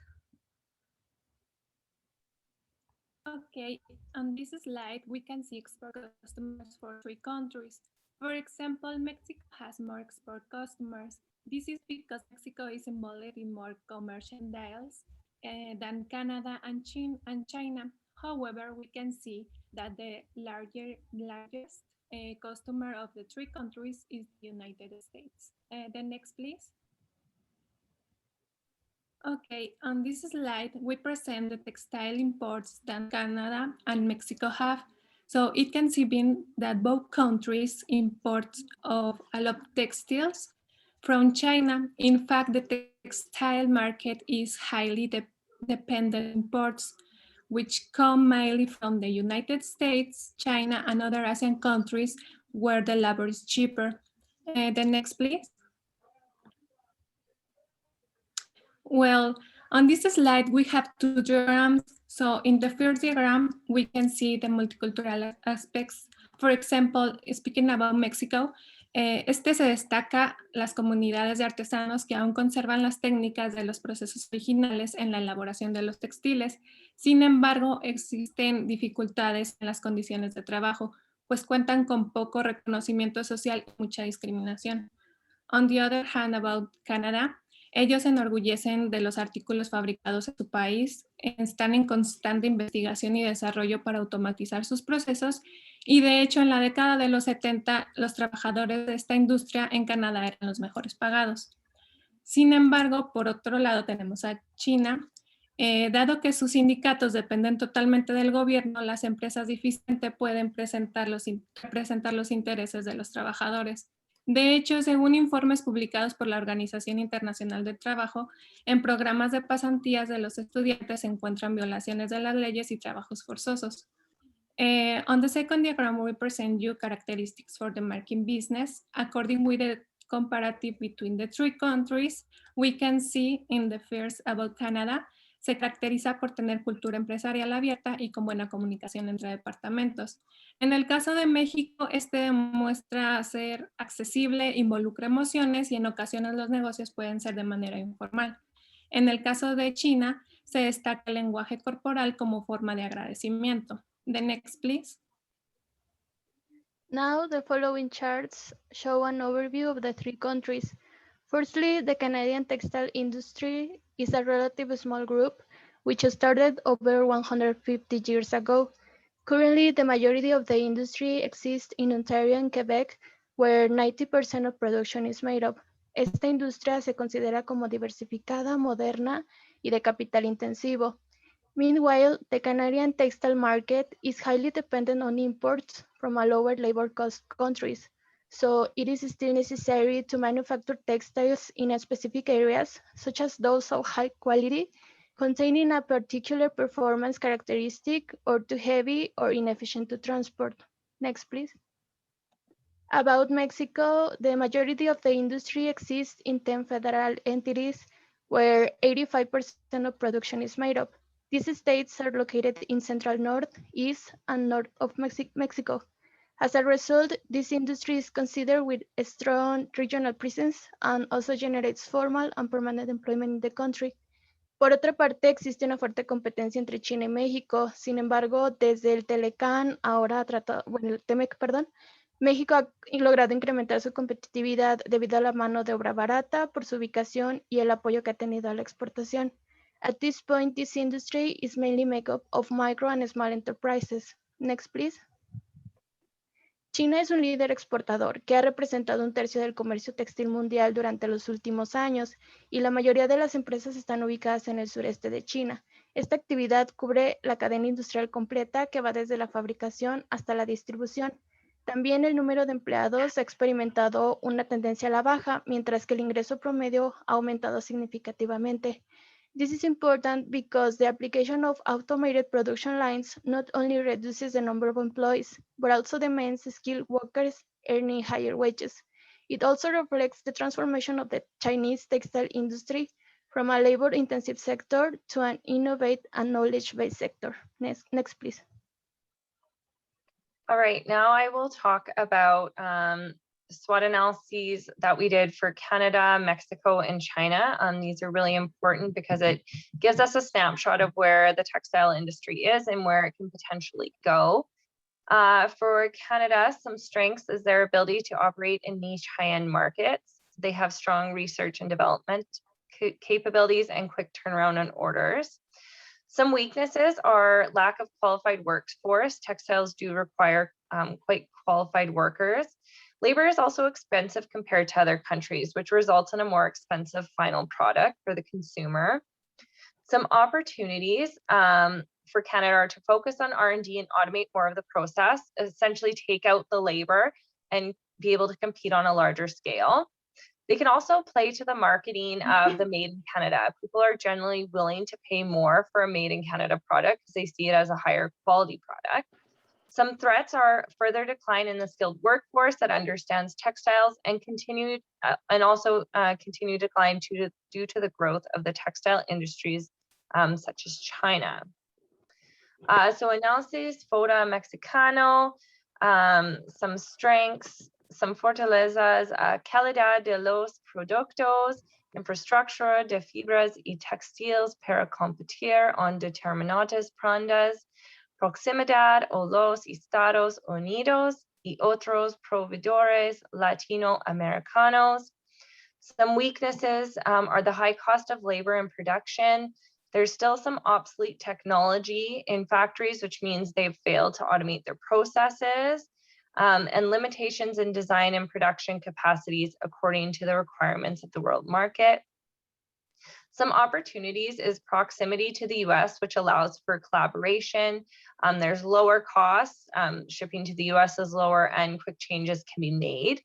Some other opportunities, preferential tariffs, TMEC and CUSMA, and advances in technology also help in production. Some threats are lack of funding, competition with countries with lower costs, the rise of the illegal textile market, which takes away from the formal economy, high transportation costs because of insurance, and dependence on the international market for fiber. In China, we see some of the strengths. As you can see from the beginning of the presentation, they are a leading manufacturer and exporter in the textile industry. They have a complete industrial chain, strong domestic demand, and hardworking skilled workers. Some weaknesses are rising costs and domestic competition, low value-added products, higher labor costs than some other developing countries, and they have a smaller business scale. Some opportunities are to increase overseas investment and explore some high value-added products. Threats are trade protectionism and international competition for the low-end market. Hicimos las siguientes conclusiones sobre el estudio. First, China has become an emerging economic powerhouse in many sectors, including the textile industry. Second, it may not be necessary and realistic for Mexico and Canada to emulate China's success.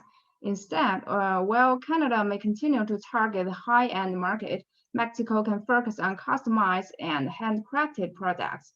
Since each country has its own strengths and strategic goals, it would be more beneficial to focus on industries that play to the strengths of each country. Next, please. Based on the SWOT analysis and our findings, we're proposing the following recommendations. Given the popularity of Canada goods and motorcycles in the global market, Canada may further explore the high-end garment markets by co-branding with luxury brands. As for Mexico, focusing on customized and handcrafted niche markets and take outsourcing orders may offer new opportunities. Besides, leveraging regional collaborations such as Asociación Latinoamericana de Integración, Mexico may also explore the Latin American market. To promote the image of Chinese enterprises globally, Chinese investors should practice CSR in host countries. While Mexico and Canada may take advantages of rules of origin and tariff preferences in the TMEC to strengthen exports, international strategic collaborations with countries like China need to be enhanced. Since all these three countries mainly export to the US, product differentiation serves as a key to minimize competition and promote collaboration. Next, please. As you can see from the chart, we have developed the blueprint for the future collaborations between these three countries in the textile industry.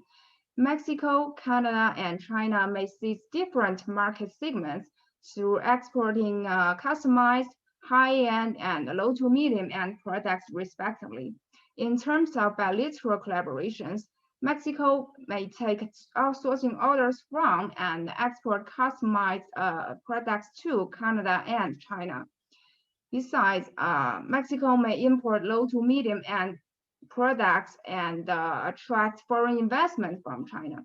Given the increasing purchasing power of Chinese people and strong awareness of Canadian luxury brands in China, Canada may also choose to expand its market share in the Chinese high-end garment market. Meanwhile, Canada may also import raw materials from China to lower manufacturing costs. Esa es la final de nuestra presentación. Gracias. That's all. Thank you. Thank you very much to the team number 3. We have many questions. I'm going to try to be fast, and maybe we will appreciate your short and direct answers. ¿Cuánto de la producción de cada país realmente se consume de manera nacional, en el mercado doméstico? How much of the food production by each country is consumed domestically within their own country? Who wants to go for this one? In Mexico, consume 55.3% nacional. Bueno, consume 55.3% el porcentaje nacional, y en internacional el porcentaje es 44.7%. Okay, anybody from Canada? In Canada, I don't have a percentage for you off the top of my head, but it was very small. Essentially, all Canada keeps in country is stuff that's too inefficient to ship from other places, or specialty products, like they have a specific characteristic that they're looking for. Okay, and what about China? Like Tiana, I don't have solid data to support my prediction, but I think it's 50-50. You know, China has its own domestic market is huge, and also it has an international market. So I think the percentage will be maybe 50%. Okay, thank you. There are like 3 questions around the same subject. I'm going to try to summarize. But can you mention, in your opinion, what could be an aspect to improve in the textile industry in Mexico, so Mexico can have a better competition with respect to China? Mexico can center in focus on customer handcraft niche market, and Mexico can add technology chains and models already test as Inditex maybe. Okay, and now taking into consideration the actual situation, you know, the current one, what do you think, in your opinion, which one of the 3 business cultures is better prepared to have to succeed in a global context market? Well, I think it's China, probably because it has more support about the government, and Mexico needs to more support. And about the traditional textile in that point, because I think that in traditional textile of Mexico is the most important, or is the how do you say it, is its personality. So I think is China the best country prepared for that. Thank you. Anybody else? Yeah, I would say in Canada, we're kind of on the edge of almost being obsolete. It's such a small industry in Canada. China is really the powerhouse. They have the economies of scale to kind of weather this storm that other places may not have. So, being said that, the next question is very much related. As we were discussing in some of the seminars, listening to the leaders of the industries, we were talking about also that China can switch very easily from cheap labor to automation. You know? So that now we're seeing how many changes are happening. And we have heard that business people, especially from the leather sector, they were saying that they can compete with China. It's too hard to compete with China. And you guys were talking about some of the solutions, some of the recommendations in order to respond to that. And that was very important to me. So without trade restrictions, can anyone compete really with China?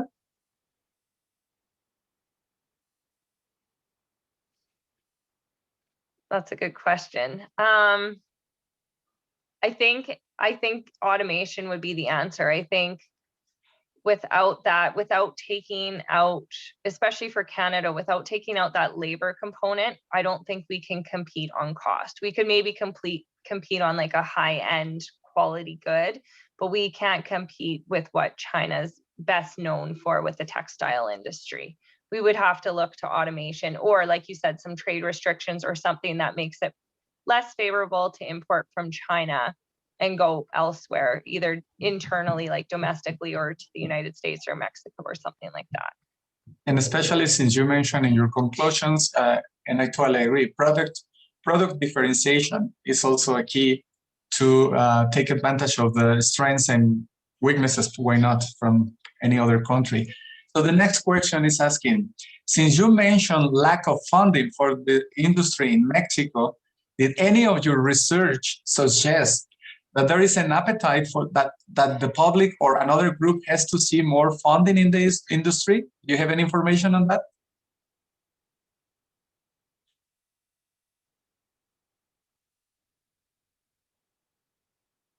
Anybody from the team? Especially the Mexicans, when you were researching, you mentioned that the industry needs more funding from the government, from the financial sector. So do you have any information to support that?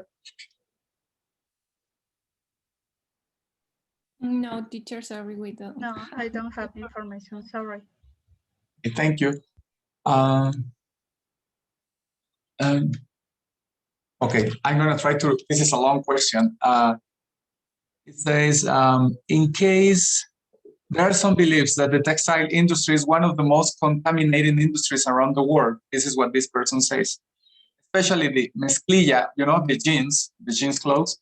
Do you know if there is any strategies or researches or for decreasing the damage that chemical substances used in the industry could cause to the environment? And of course, that will have a very big impact in the sales. Well, this question I would like to answer in Spanish because it's a good point. Yo creo que más que nada la responsabilidad también es de los clientes, porque la industria textil, en este caso, por ejemplo, en China, toma telas o productos que son muy baratos. Entonces, para hacer ventas rápidas necesitan tener productos baratos para hacer mucha mercancía. Entonces, más que nada también es la responsabilidad del cliente. Pero actualmente, bueno, en el caso de México, no sé si se han implementado algunas situaciones o algunas estrategias donde se pueda contaminar menos. De hecho, en algunos países, sí se ha implementado. En México, que yo tenga conocimiento, se está viendo la manera de replicar el sistema de España. En España, por ejemplo, el sistema es, en el caso de Inditex, como es el fast fashion, tienen ya algunos contenedores y colocan ahí como que la ropa que rápido pasa de moda. Entonces, la misma industria vuelve a tomar la ropa para poder reciclarla y colocar los nuevos estampados, nuevos colores, y de esa manera están reduciendo un poco la contaminación. En México apenas se está tratando de implementar el sistema. The answer is that there is still a lack of a strategy, at least a specific one for the textile industry to really reduce the pollution or the contamination on the process, as some other countries have done it very well, like Spain. Any other opinion from the other countries? I didn't come across much for Canada. I think just because it's smaller, I don't think it has as much of a footprint as, say, China would with pollution. I can share about India. So we have a pollution control board which looks after this, but it is little corrupt. So they don't do a lot of things. But what happened that during the when COVID broke out in our country, so everything was under lockdown. The rivers, they turned blue because there was no production going on, and the rivers like cleaned up themselves automatically. Well, thank you very much, Narim, for your comment. So we have to finish because we run out of time, and we want to thank team number 3 for the presentation, and we're giving them a big applause. So now it's time for team number 4, Dr. Wallace. Thank you, gracias, Martin. With both team 3 and 4, I'm glad that we had teams looking at industries where we're comparing the countries, but also where there's potential, at least, that there could be products going up and down the highway, or perhaps as products going up and down the railroad, when we learned this week a major investment by one of Canada's biggest railroads to try to connect Canadian products and Mexican products to come back and forth. So it's very interesting. I think that we can have team 4 who's going to talk to us about the tomatoes, team tomato. So we have Jennifer, who's from Regina, Michael, who's actually from Malaysia, studying in Regina, and Dorita and Karen, who are also from Mexico. So I'm looking forward very much to hearing team 4 talking about Canadian and Mexican tomato products.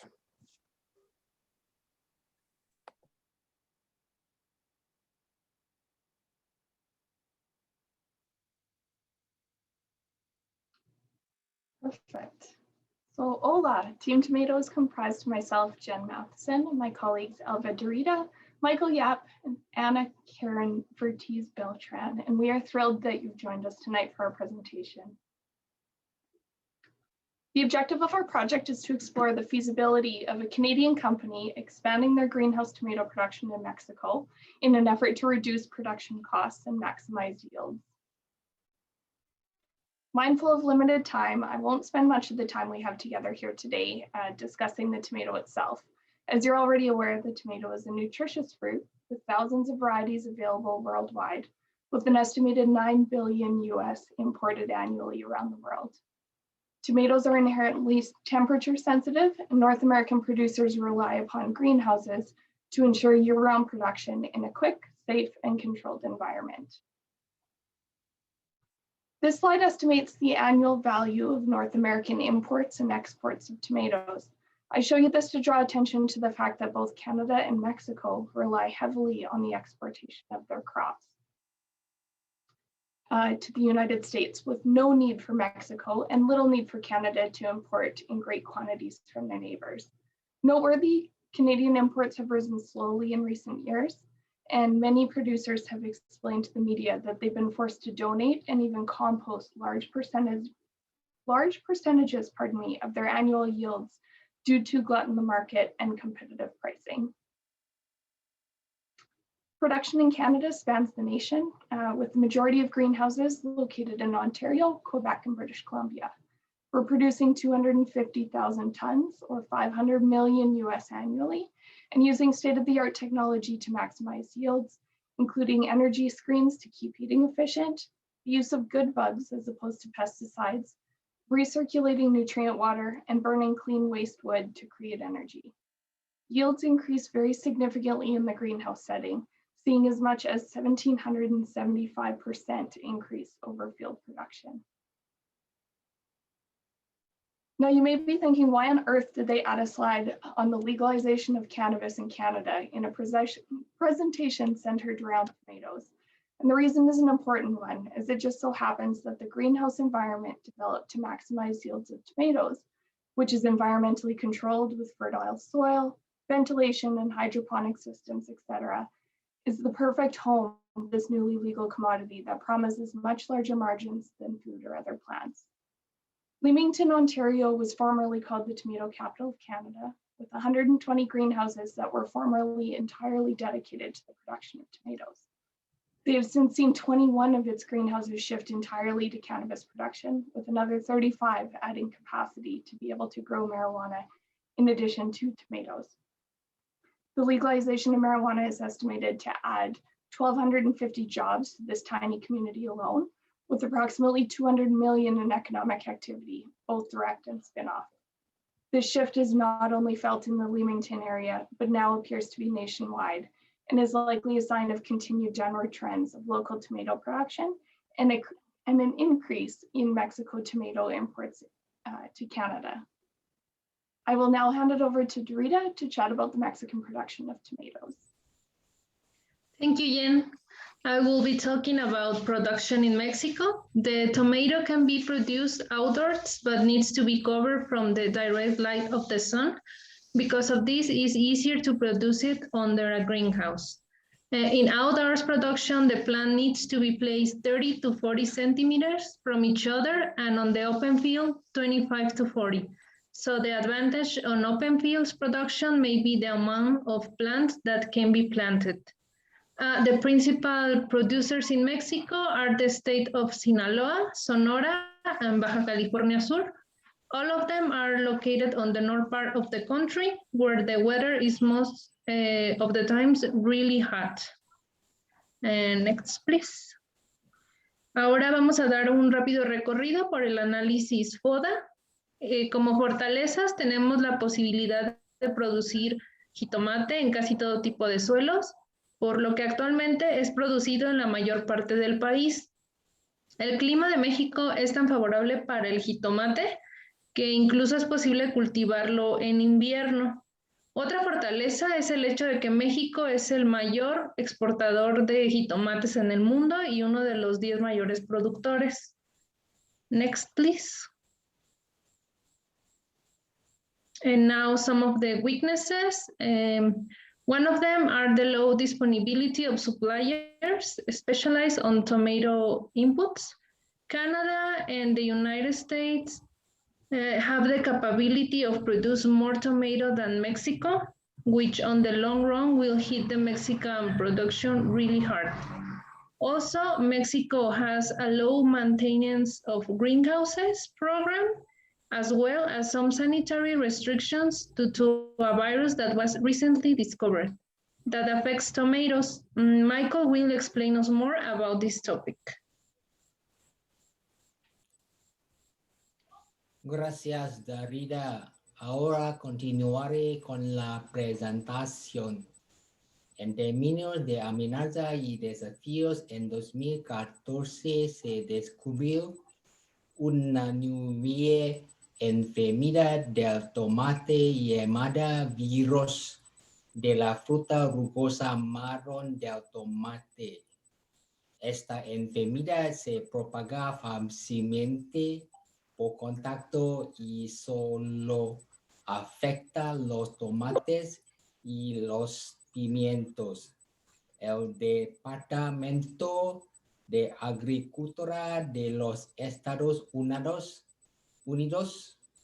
requiere que todos los importadores de tomates proporcionen pruebas de que los tomates no tienen esta enfermedad.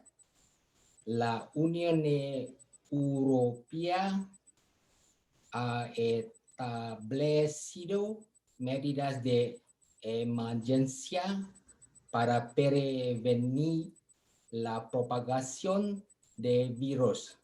Next slide. This disease has not been detected in Canada as of April 2019, but this disease has been detected in Guanajuato and Michoacan in 2018. The cost of prevention is estimated to be 2.5 million pesos per hectare. The cost of testing is estimated to be 44,265 pesos per acre. Next slide.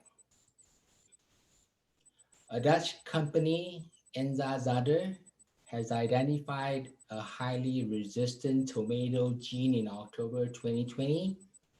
However, the solution is not a modified GMO seed, but a new cultivation method. This company is currently conducting trials and will begin commercial production in 2023. And this is confirmed by the company representative in Mexico, Antonio de Sainz, on March 15, 2021. Next slide. In terms of opportunities, Mexico has great potential because Mexico is the gateway to Latin America. Mexico is also the second largest economy in Latin America. In addition, Canada will have greater access to 6 Latin American countries, which currently do not have free trade agreements with Canada. Gracias. Ahora Ana Karen continuará con nuestra presentación. Thanks, Michael. Well, I talk about financial cost. It was based on average of production in high technology greenhouses in Mexico and Canada. In the next table, we show the weighting in cost of the main activities, as well as approximate production cost per square meter. The production depends the production method, machinery, and other input costs. In a Canadian greenhouse, operations usually are equipped with the most modern equipment, usually with the hydroponic system for intensive and controlled production. While in Mexico, the climate conditions are less drastic and let use less energy and is possible to produce all the year. So we have that the production costs are cheaper in Mexico than Canada, and we could see that to invest costs have a similar value, but the labor cost is cheaper in Mexico. Usually in Mexico, the 3 most important costs for tomato export are the cost of production, the cost of packaging, and the cost of transport. About the recommendation, like a first point is about the climate conditions in Mexico are favorable to produce all year. In addition, the firm can establish in a strategic location where the condition will be favorable. For example, Querétaro, Puebla, Nuevo León, and Coahuila aren't the main producers, but they are regions of high technology in greenhouses and have the best pest and disease control program.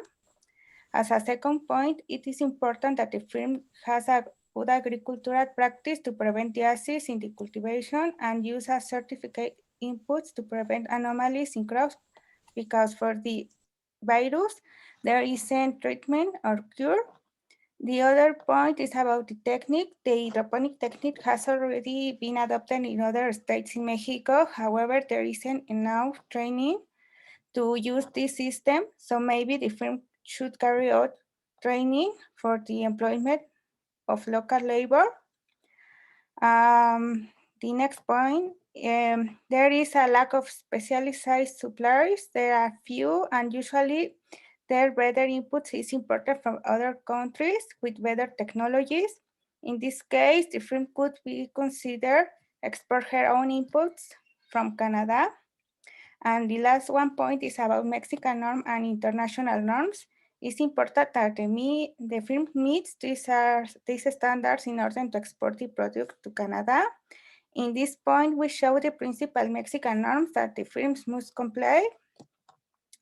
Y bien, next please.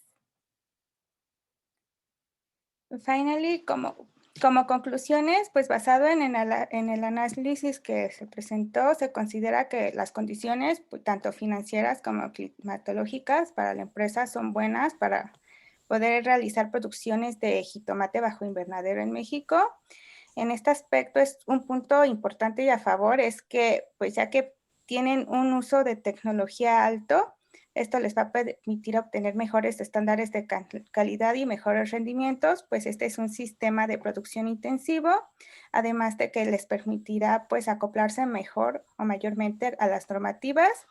Además, este tipo de sistemas permiten un consumo mínimo de agua comparado con sistemas convencionales como lo son en el campo abierto. En este sentido, pues también se emplea una cantidad mínima de productos químicos y pesticidas y pues esto es un aspecto favorable ya que no crea un impacto ambiental, no representa un riesgo. Y bueno, it is all from us. Thank you. Thank you very much, Team 4. This truly is a fascinating study that you did and valuable for all of us as part of the mix. As I said, I was glad to hear a team is putting together a discussion that thinks about shipping goods up and down the highway. And as in Saskatchewan as a producer of raw goods, its resources and agricultural products, I think it could be of huge interest to us. And I think a huge corporation, CP Rail, is also thinking the same thing. So maybe you'll be the first ones to offer them a new product, a new industry. We have a few questions. The first one is about irrigation. How much irrigation is required for cultivation of the tomato? And what is the availability of the water in the regions that you talked about?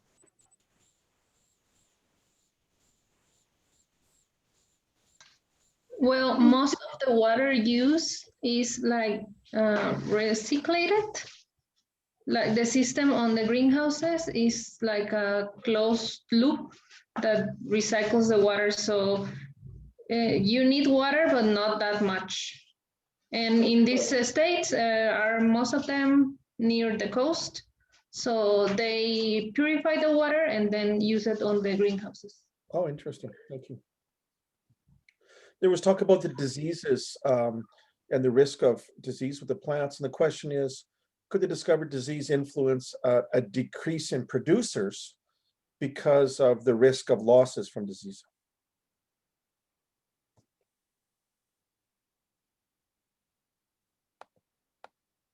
Michael may want to speak to that one. I'm not sure. Oh, he's not going to just speak to it. He's going to show us. Yeah, I wanted to share my screen.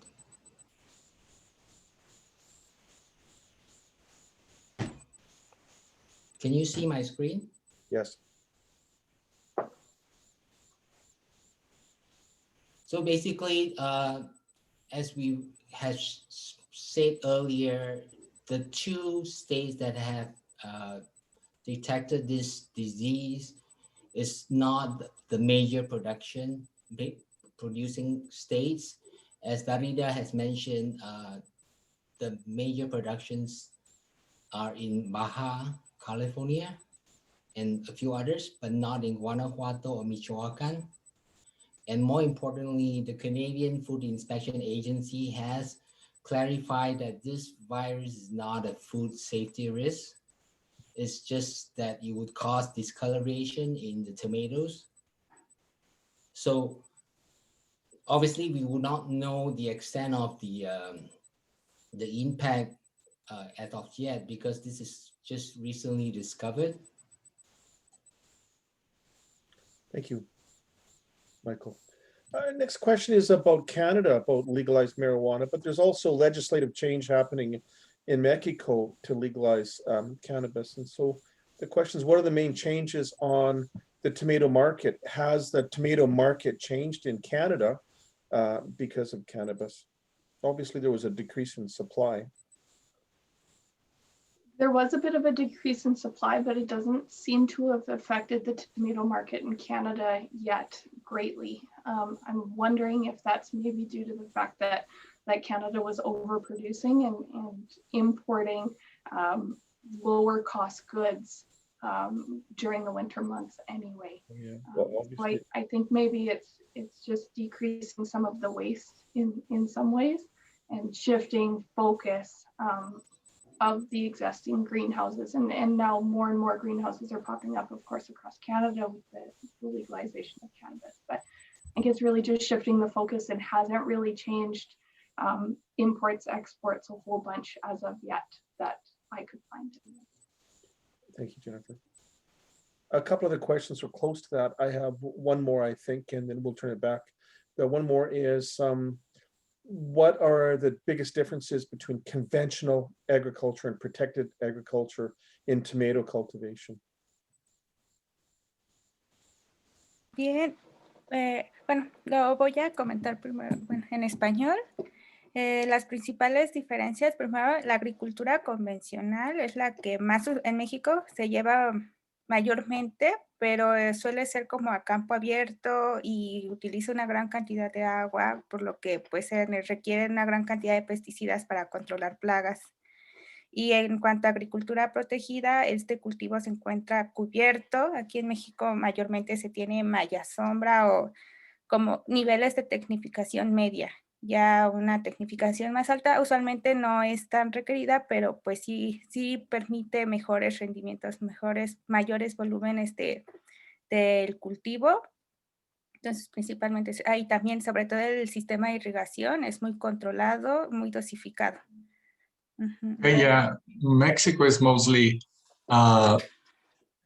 uses a lot of water for the tomato raising, but also pesticides.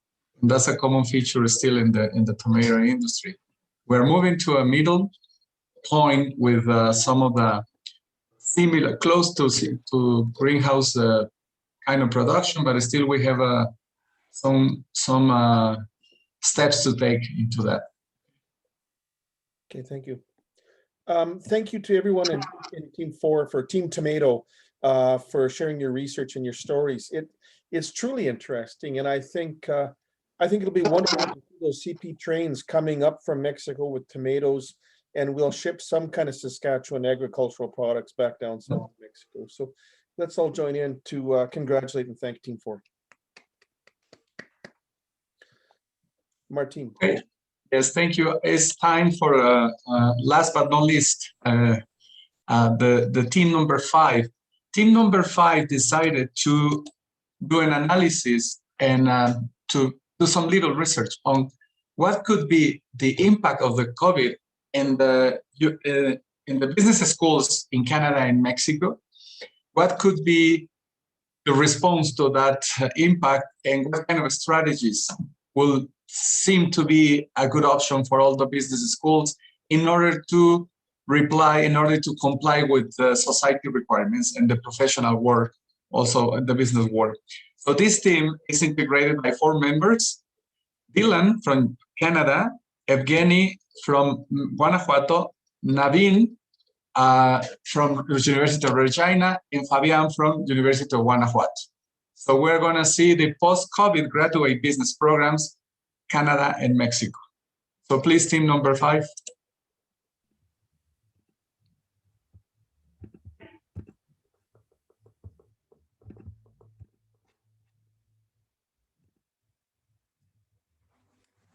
All right. So, good evening, everyone. Buenos noches a todo. Tonight, we're presenting on post-COVID graduate business programs in Canada and Mexico. Programas de posgrado en negocio post-COVID, Canada y Mexico. So my name is Dylan, and I'm joined by my friends, mi amigo, Naveen from the University of Regina, as well as our friends from the University of Guanajuato, Evgeny and Fabian. And tonight you're going to see an analysis of our respective graduate business programs. Scope changed during the process of this, so it went from much larger scope and it got more narrow and more narrow. So we'll just focus on those graduate business programs in our respective countries. To kick things off here, what we want to look at is the Kenneth Levine Graduate School of Business Programs. So again, what we're focusing on is the Masters of Business Administration, which is what Naveen and I are currently in. So the Levine MBA, and you can see some of these other offerings here, such as the Executive MBA, the MHRM, and some of the other programs. Next, we're going to look at some of the Levine partnerships here. So we've got 3 of them listed, and the reason we're showing these now is actually they tie in a little bit to our recommendations later. So just wanted to quickly highlight some of these. And you can see here, one of them is the Certified Management Consultants Partnership. So we speak to that a little bit later as well. And now I'm going to turn it over to our friends in Guanajuato, Fabian and Evgeny. Hi, everyone. I will start talking about the University of Guanajuato. The University of Guanajuato is the most important public university in the state of Guanajuato. This year have 44,532 students, and it's found in 13 municipalities and the entity. Has more than 21 bachelors and postgraduates. In Mexico exists the CONACYT PNPC program. National Quality Postgraduate Program, and the University of Guanajuato has 59. Our faculty, which is the Division of Administrative Economic Science, there are different grade programs that are shown below. In this case, I will only talk about the first, that is the Master in Administration. The Master in Administration degree is our program, very similar to MBA at the University of Regina, and it is the only one, and it is part of the PNPC program that I mentioned before. This program has a duration of 2 years as well of the rest of the master degrees. Next slide, please. Okay, this information is our program. So I can be seeing the graph. In the last 3 years, 21 students have been registered. It's important to mention that this year, the lowest numbers of students has been registered. So it is important thing. If COVID has influenced in the decrease in these numbers based with in certain scenarios, such as economic, political, and social, which directly affect the university. Now I live with my classmate, Navid. Thanks, Avigoni. Good evening, everyone, and buenos noches, todos, nuestros amigo, and Mexico. In looking at the external graduate business environment, we compared ourselves with the top MBA schools such as Ivy and Rotman to understand the external environment. To further understand the external environment, we reviewed Statistics Canada, many policy briefs, and we also compared and contrasted with our friends in Mexico. So first we will start with the MBA program at Rotman School of Management at the University of Toronto.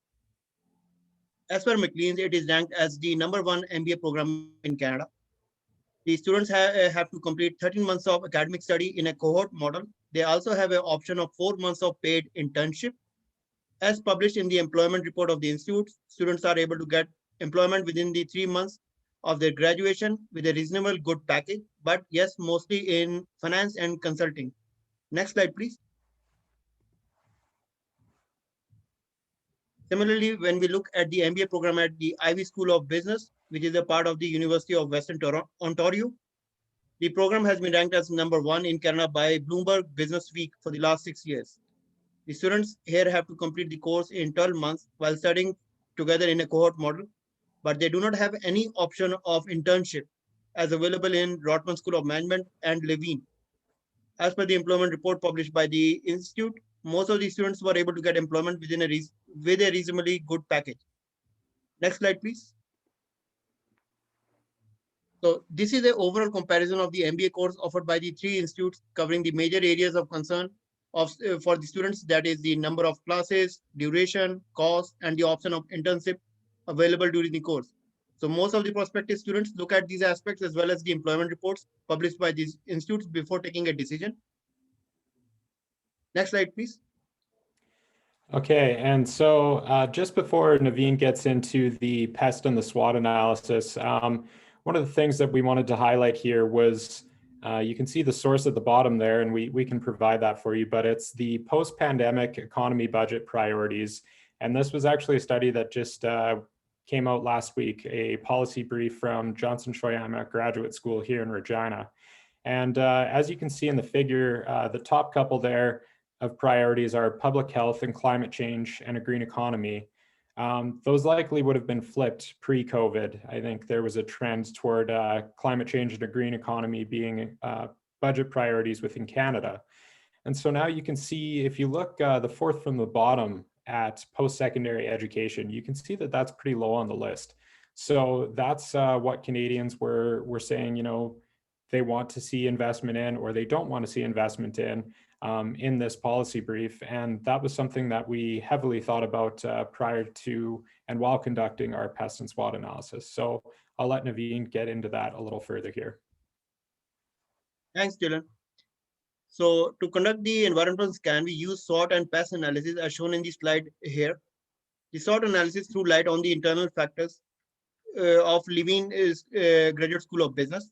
Firstly, the strength mainly comprise of reasonable tuition fees and cost of living in the city, along with other options of co-op internship with the course. Secondly, the weaknesses were found in the form of non-availability of a cohort system and the existing course being non-intensive like other institutes. The existing course contents are based on a pre-COVID situation, which may require some adjustments for the new normal in post-COVID situation. Looking at this, we also have some opportunities in the form of having more partnership at the master's level, as we have for Hill Ivy partnership at the undergraduate level, and also other institutes like CPHR, CPA, CFA, where students can benefit from some exemption in their courses as well. The threats faced by Levine are in the form of federal and provincial governments' policies that keep on changing. The economical factors like inflation, foreign exchange rates, barrier in business due to COVID, and changing the traditional ways of doing anything. Next slide, please. Similarly, when we did the pest analysis of the institute, we came up with favorable conditions in the political area like stable government and a stable foreign exchange and option of students to further apply for a permanent residency after completion of their studies. These conditions are favorable to the continuing operations of the institute. Economically, the city enjoys a low unemployment rate and an average cost of living is also low as compared to the national level or any other city. At the same time, if we look at the social aspect, there is no cohort system in Levine MBA, which is an area of concern. But yes, MBA students in here enjoy a diverse mix of with other students in their class, like MHRM and M-Admin, who share the same classes with them. Technologically, Levine is doing good on the front of technological advancements required for the course, like Zoom classes, textbook being online. But this is an investment that has a longer payback period, and technology keeps on changing. And hence, the institute requires regular investments that keep on going on. Next slide, please.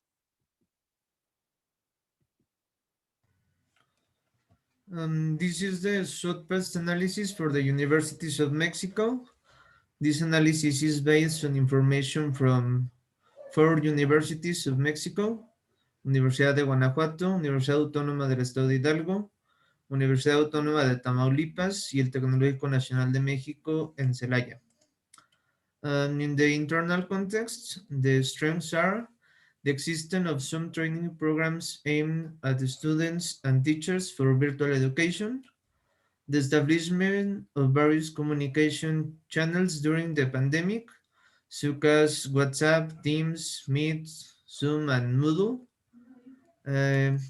have a quality recognition at the national level for belonging to the PNPC. The weaknesses are adapting to new ways of working has been difficult. School coexistence is limited and it is difficult to integrate work teams, both of the students and administrative staff. In the external environment, the opportunities are: in the political context, there is access to federal resources to carry out research projects. In the economic context, the costs are accessible since they are public universities. In the social context, there is some links with the productive sector. And in the technological context, there are some agreements with educational platforms. Finally, the threats are: in the political context, there is uncertainty about the return to face-to-face activities. In the economic context, there is inequality in the availability of resources, both for students and administrative staff. And in the social context, there is still some resistance to adaptation to the new modalities. And in the technological context, some students and administrative staff frequently report internet connection problems. Next, please. Okay, so now that my colleagues have covered SWOT and pest analysis for our respective programs, we wanted to leave you with some suggestions or sugerencia for the University of Regina. So the first one is looping back to, I think it was about the fourth slide there, micro-credential offerings via partnerships. So we showed the CMC, the Certified Management Consultant Partnership, the Levine Harvard partnership, and some of the other partnerships with the Canadian Police College. And Naveen had also pointed that out within the SWOT and pest analysis. We see an opportunity here within having CPA or CPHR, CFA, or some of these other things, maybe something like a project management, having that as part of your degree. So right now, what it looks like for the CMC is if you take a couple of courses such as project management and management consulting, those will lend you on your way to nearly having your CMC at the end of your Levine degree. So we think a continued focus on that is fantastic. Next, we believe in the focus on orientation, student supports, and career planning in an online format. So what that would look like is using the current learning management system of Moodle, which we better know at the University of Regina as UR Courses, to use that as creating an online orientation so that Levine students have a consistent welcome, even if they aren't actually coming to the University of Regina, coming here and being in Regina. We think that's good for consistent branding, and then we just think it's a good way to reach out to them early and hopefully have some consistencies with all of the classes that are offered in a virtual aspect. Next, the continued focus on flexibility, including hybrid and intensive courses. So of course, this was necessitated by COVID-19, but there was a rather large gift donation from Kenneth Levine himself previously for one of the rooms on the 5th floor of the education building at the University of Regina. And that made it capable for some streaming capabilities, which should be continued after this. So we think that there needs to be a continued focus on that. And we did have some informal discussions with other Levine students. We didn't have an actual survey or anything, but what they had identified is if you live in Regina, you don't want to have to give up your job and go away for 12 or 16 months to one of these other universities. You want to stay here because you're not ready to leave whatever job you're working. And so one of the things in there is just ensuring that there's flexibility with it. And finally, a continued and increased focus on classes just like this. We had a really great time, and we're so thankful that our instructors were able to put this together, as well as the administration at both of our respective programs. And we really think, it's programs like this, and you'll see it in the next slide as well, that really add to the experience and can help these programs stand apart post-COVID. So I'll pass it off to our friends from Mexico here. In the last part, we have 6 suggestions for the University of Guanajuato. The first is adaptation of the evaluation system to the virtual modality and to the new normality, because it's necessary to use a dynamic evaluation system that ensure learning and not use a traditional evaluation. Mixes methods of teaching courses, considering face-to-face and virtual modality, because the virtual is here to stay. And 3, increase in agreement to generate alliances with other universities, national and international, and with the productive sector. Agreements with the largest numbers of universities, first virtuality and in the future in person. Okay, the next recommendation is the teaching of courses to students and teachers about socio-emotional skills for virtual education and the new normal.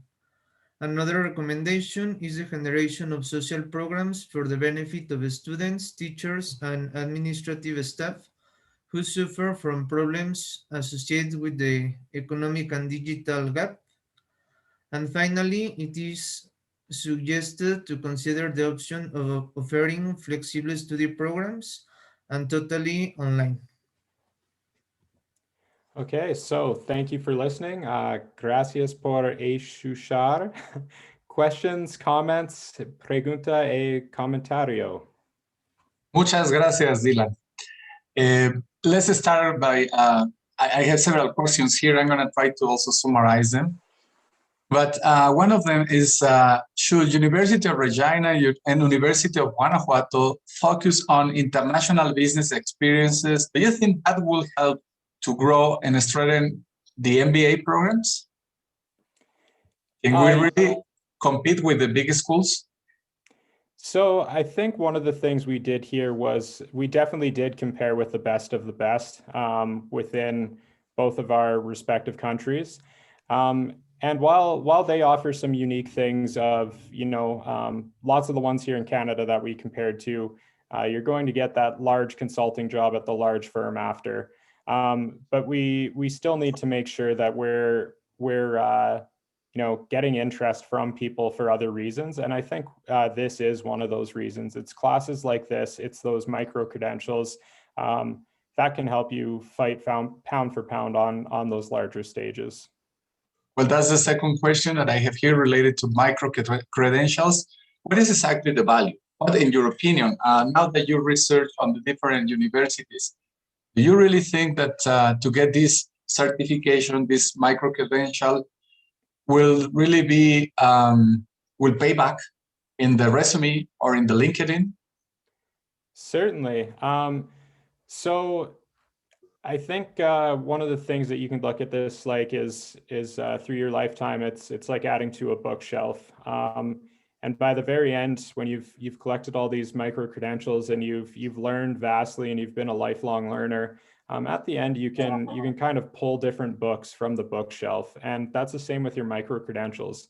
At the end, you just have this wealth of knowledge. You've been a lifelong learner.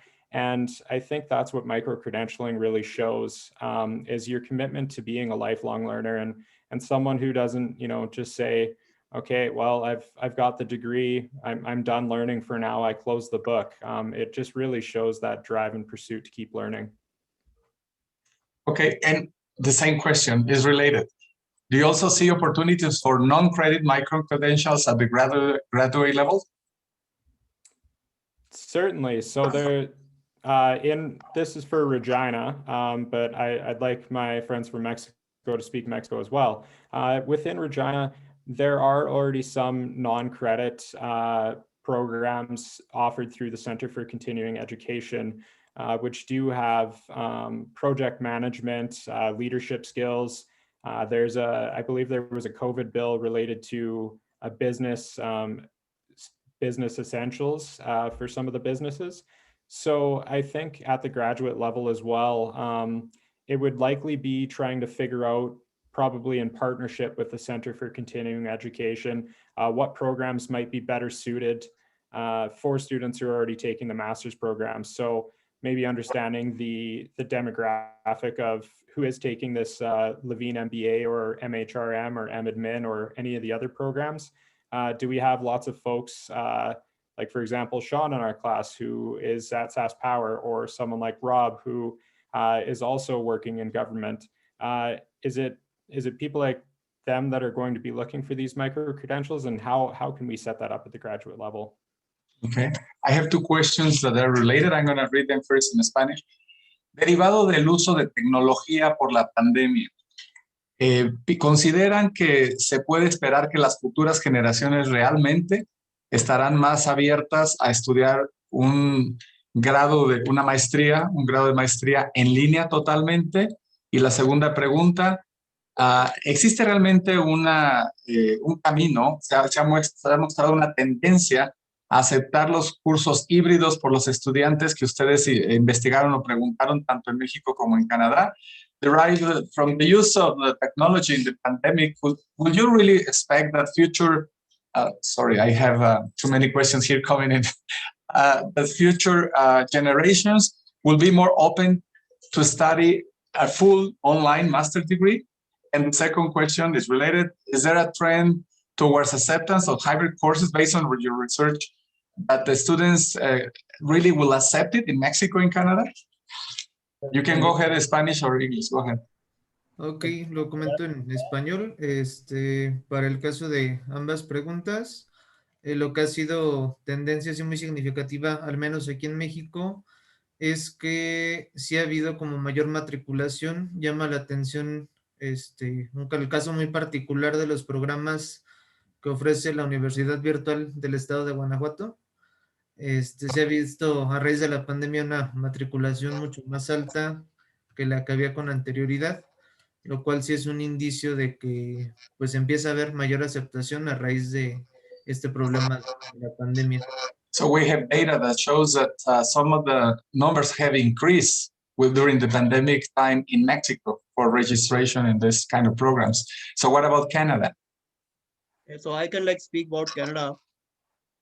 So now nothing can replace the experience of a traditional class, which we all used to have, going to a university and sitting in front, face to face in front of a professor and with our friends. But this is now like the new normal right now. So everything is now online, and we don't know that what is going to happen in the next 6 months. Everybody gets vaccinated and we are rid of COVID or not. But yes, the new generation is going to totally be on this online module system, no matter it's the university level or it is the undergrad or it's even at the high school level. So they are more open to it because this is the right now the new normal, unless we go back to the earlier situation. But regarding the second question regarding the hybrid courses, so based on my experience and some of my earlier classmates who have graduated from MBA class, yeah, they really like this hybrid system of having tie-ups with other universities, and it is a good learning that we learn a lot of good things about our university, and we are able to get an opportunity to learn more things about other universities without even visiting them. So, thank you very much. Yes, now that you mentioned an online orientation for Levin, in your research, did you consider a fully online degree? So yeah, that was actually one of the things that in kind of the informal surveying of some of our fellow Levin students in other courses, that was something that a few people had suggested, and they just said their biggest concerns with that were that some of the courses that they might have taken in undergrad, so if it was like a public relations course or something like that, pre-COVID, they felt like it wasn't that well developed. And so there's kind of a longer way of getting into this. There's some courses that are developed with instructional designers, and then there are some courses that are kind of quickly created online. So the biggest thing there was basically if these courses are created and there wasn't an online or almost fully online MBA, they would just need to have the proper instructional design behind them to make sure they're sound. So, you know, you can't have videos that are outdated or anything, or and you'd also need to make sure that the instructor supports are there as well, so that the TAs are trained online. The instructors have all the supports available to use everything in the learning management system, and the consistent branding as well. Thank you. We have two last questions because of the time, so I'm going to read the almost last one. First in Spanish. Dice, mucha gente está preocupada por la demasiada flexibilidad de los programas después del COVID. ¿Creen que esta flexibilidad va a hacer que haya mucha competencia por los estudiantes, no solamente en el país, sino en Norteamérica o quizá en todo el mundo, porque ahora se ofrecen en línea? ¿Qué tipo de cambio en cuestión de mercadotecnia se detectaron que es importante tomar en cuenta en una estrategia de corto plazo para poder retener o atraer a los estudiantes? Many people is worried about the increased flexibility of the post-COVID programs, like it's happening everything online. So, and that this will lead to tough competition for students amongst programs across not even just the country or North America or the whole world. What kind of marketing changes do you see being most important in the short term to attract, retain current graduate students? Es importante considerar que muchas universidades están optando por disminuir los costos de sus matrículas. Esto hace que también sea más atractivo, sobre todo las universidades públicas, que ahora se están viendo un poco saturadas porque varias universidades privadas están cerrando, entonces están optando por estas opciones, y también ofrecer programas de intercambio que abre la puerta a este tipo de eventos, por ejemplo, y que permite también novedoso y que muchas personas puedan formar parte del programa, de poder tomar clases de manera remota, sin importar si se encuentran en otro país o en cualquier parte del territorio. In the Mexican case, we can see that this increased demand has made especially public institutions to even reduce some of the fees. So that is creating also a competition and in order to attract students. What about Canada? So I didn't come across anything with regards to fee reduction, you know, if there was some sort of a Saskatchewan fee rebate or something government mandated. That wasn't something we came across. I think that's an interesting idea of how folks have stayed competitive in Mexico. One of the things I did want to mention, though, is previously I did work for the Center for Continuing Education, and we worked a lot with regional colleges, which were the original remote students. These were students taking class virtually from 10 hours away or further, or in other places in Canada. And one of the things that we looked to do was really to make them feel like they were part of the University of Regina campus. So I think that's a big thing that can get lost, is if you're in Ottawa taking a class in Regina, sometimes you just don't feel like you're part of it. So we did different things like, we knew that most of these towns had a Tim Hortons, or that people could go get coffee there. So we sent them e-gift cards to go get coffee on us and feel like they were part of these campus giveaways that we had and things like that. We also provided funding so that they could fill their community fridges in some of the remote areas where students were taking courses. So I think it's trying to think of those things to really make students like that feel like they're part of the campus. And then word gets around of which universities are actually, giving that extra care and giving those supports and making you feel like that you're a part of their community. Yes, thank you very much. The last question, I think, is a very important question. And it's something that is leading to big discussions, not only in the graduate level, but also undergraduate and even high school and all the levels. The question is, how do you recommend, I'm going to read it again in Spanish and then English. ¿Cómo recomiendan en esta discusión actual que existe y preocupación sobre la educación ahora en línea, cómo recomiendan que las universidades puedan mantener esta interacción social y extracurricular tan importante, que es parte de la formación de los estudiantes, y adaptarla y tratar de generarla a través de un ambiente virtual o flexible, ¿verdad? Dentro de qué medio ambiente podría ser esto, cómo se puede lograr cómo se puede lograr esa parte, la actividad social y la extracurricular. So how do you recommend universities maintain social interactions and extracurricular activities in a more virtual or flexible environment as suggested? So I'll let our friends from Mexico answer first here, maybe. Okay. Adelante, si quieren comentar algo. Sí, bueno, pues lo que te comenté un poquito en el análisis FODA, sobre todo lo primero sería implementar cursos de habilidades socioemocionales para la educación virtual, porque pues bueno, esta situación de contingencia nos tomó a todos de sorpresa y cada quien le hicimos frente pues con los recursos que teníamos a mano, pero no se nos ha enseñado, pues digamos, de una manera formal de cómo trabajar socioemocionalmente pues en este tipo de ambientes. Eso sería lo primero.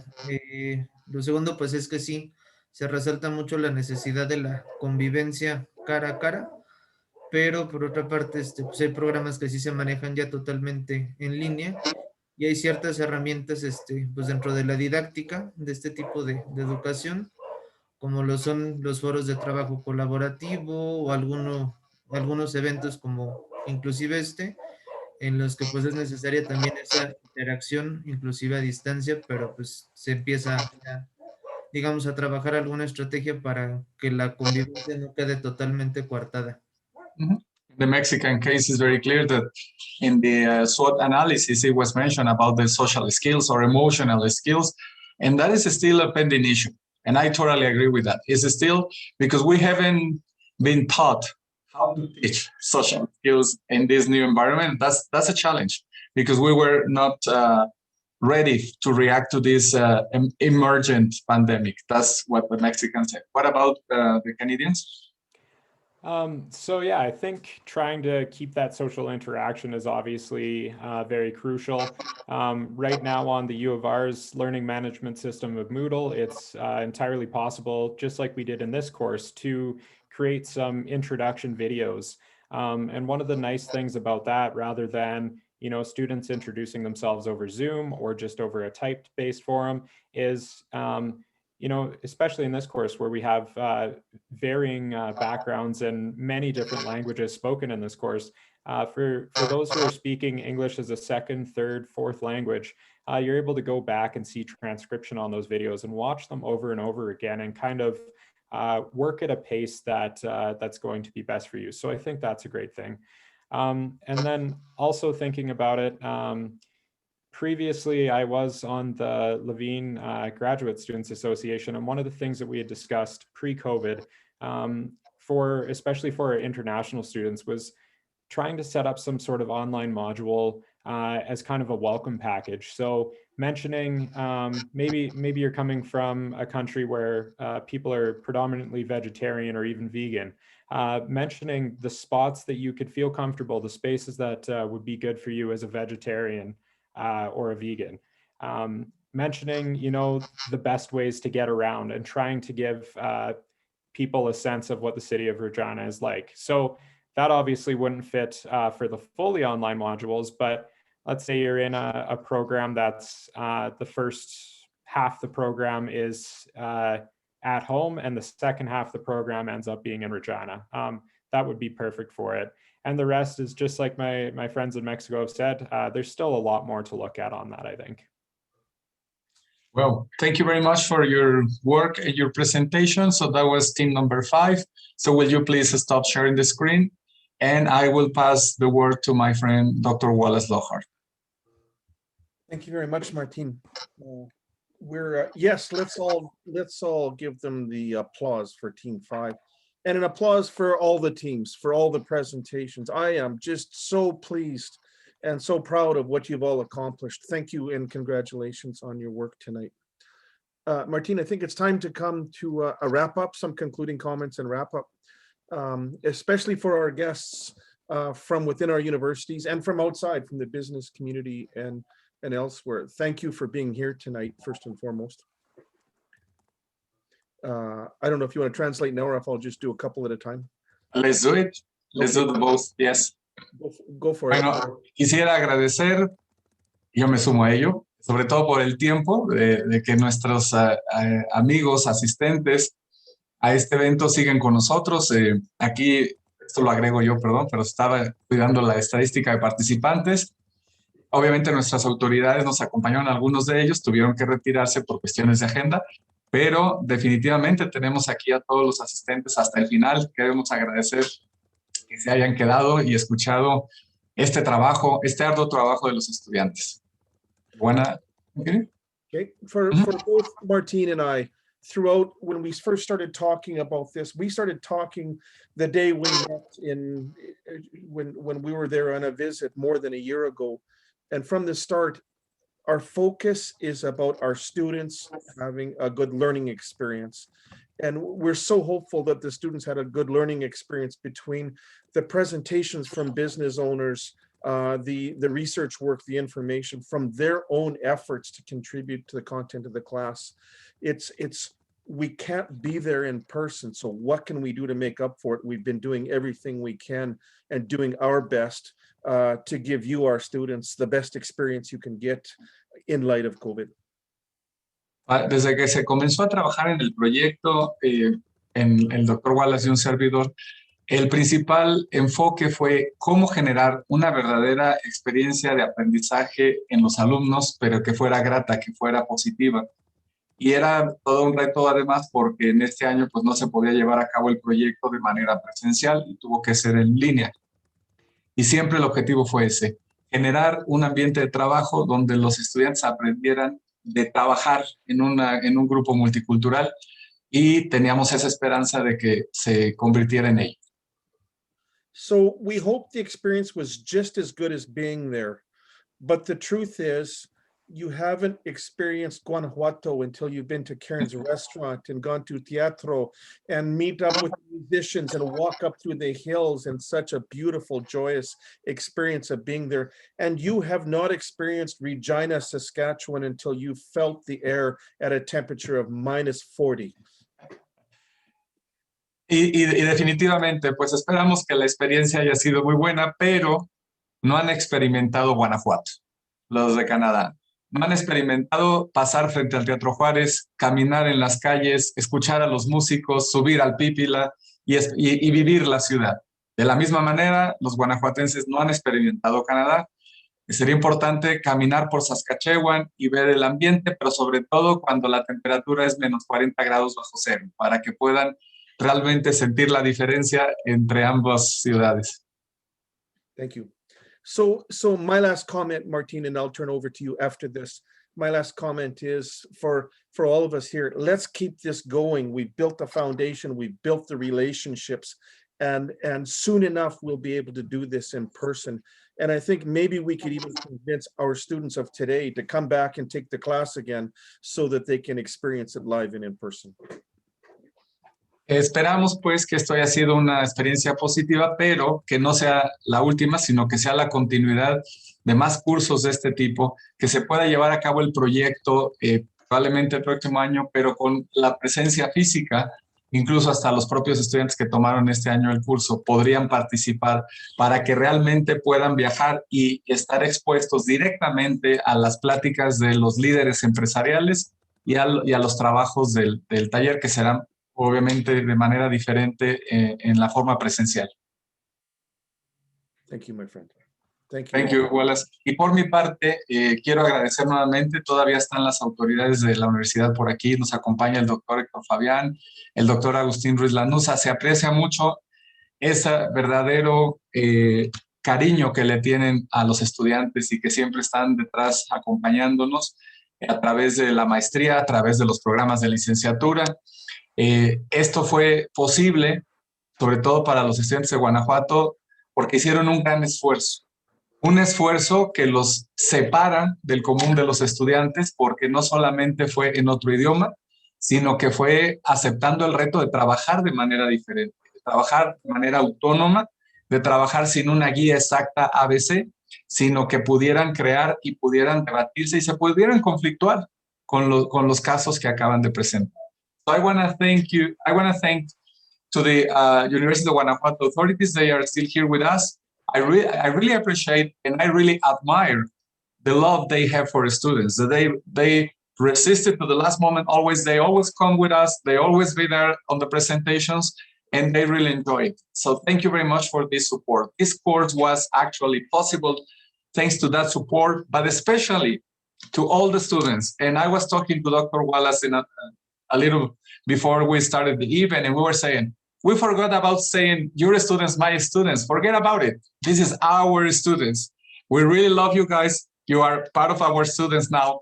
You have a registration in Universidad de Guanajuato. You guys have a registration in Universidad de Regina for the Mexicans. And it's more importantly than just a registered office record. You have the International Multicultural Registration in our universities. Thank you for taking the challenge. This was a big challenge for you. Not only the language, not for the Mexicans speaking English, not for the Canadians trying to communicate in English with the Mexicans. We understand all the challenges, but mostly important, the different cultures that convey here, working together, trying to make it work in a very different manner, especially for the Guanajuato students, in a very non-directed kind of work, listening to the seminars, coming up with your ideas, trying to define the way you could put together the project. That was the major challenge for you, and it was your effort, your creation, and this is the result for you. We are very, very proud of you both from Guanajuato and Regina students. We really are very proud of your presentations today. And for the University of Regina authorities, thank you very much, Pamela, the senator, and all the authorities. Please remind that the best way to react to the pandemic, to the long distance learning, to the world challenges is to create intercultural understanding.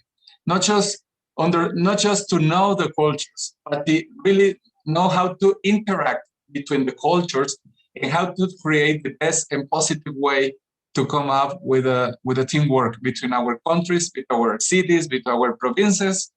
And this is the way to build it. That's why I believe in international education, because this is how we can create an impact in the global community, in the real global citizens. And the global citizens that really give a privilege to the human relations rather than the other kind of relations, political or economic. Thank you very much to all of you and to all the people attending. Some of my students, undergraduate, are here. I can see them. Thank you very much for staying until the last moment. And we hope we can continue very soon with these projects between Regina and Guanajuato. We actually have an idea already. We are going to be visiting faculty online, Dr. Wallace and myself. We're going to be presenting some of the classes in our classes just freely. So we're just going to show up and teach one of the classes and bring the students to the same classroom. And we call it one-day visiting, international visiting student program. So we will let you know about that. For sure. Okay, so when the program is completely done, we're going to ask all our students to stick around for a little while. We'd like to chat with you just as a group with the students. So yes, let's give one more applause to our students for all the work that they did this term. And thank you to all the officials that are here. And everyone have a good night. Oh, one more thank you, Raki, who is our tech support. Oh, yeah.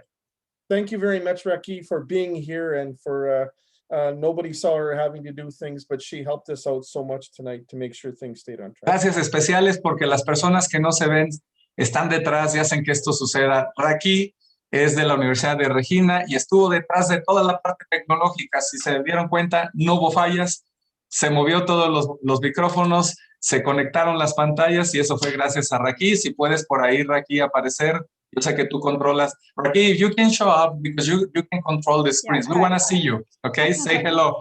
Yeah, hi. Thank you so much. Thank you very much. Attending all the meetings. Thanks. We appreciate it. Thank you very much. Buenas noches a nuestras autoridades de Guanajuato. Muchas gracias por su asistencia. A nuestros invitados, alumnos o profesores que se conectaron a escucharnos, muchas gracias. Los despedimos y a los estudiantes de Guanajuato y de Regina, permanezcan por favor en la sesión un momento que tenemos el cierre del curso. Gracias, buenas noches. Thank you. A question, Martín and Raki, should we open up a breakout room and all head in there, or should we just wait? And I think people is leaving at this moment.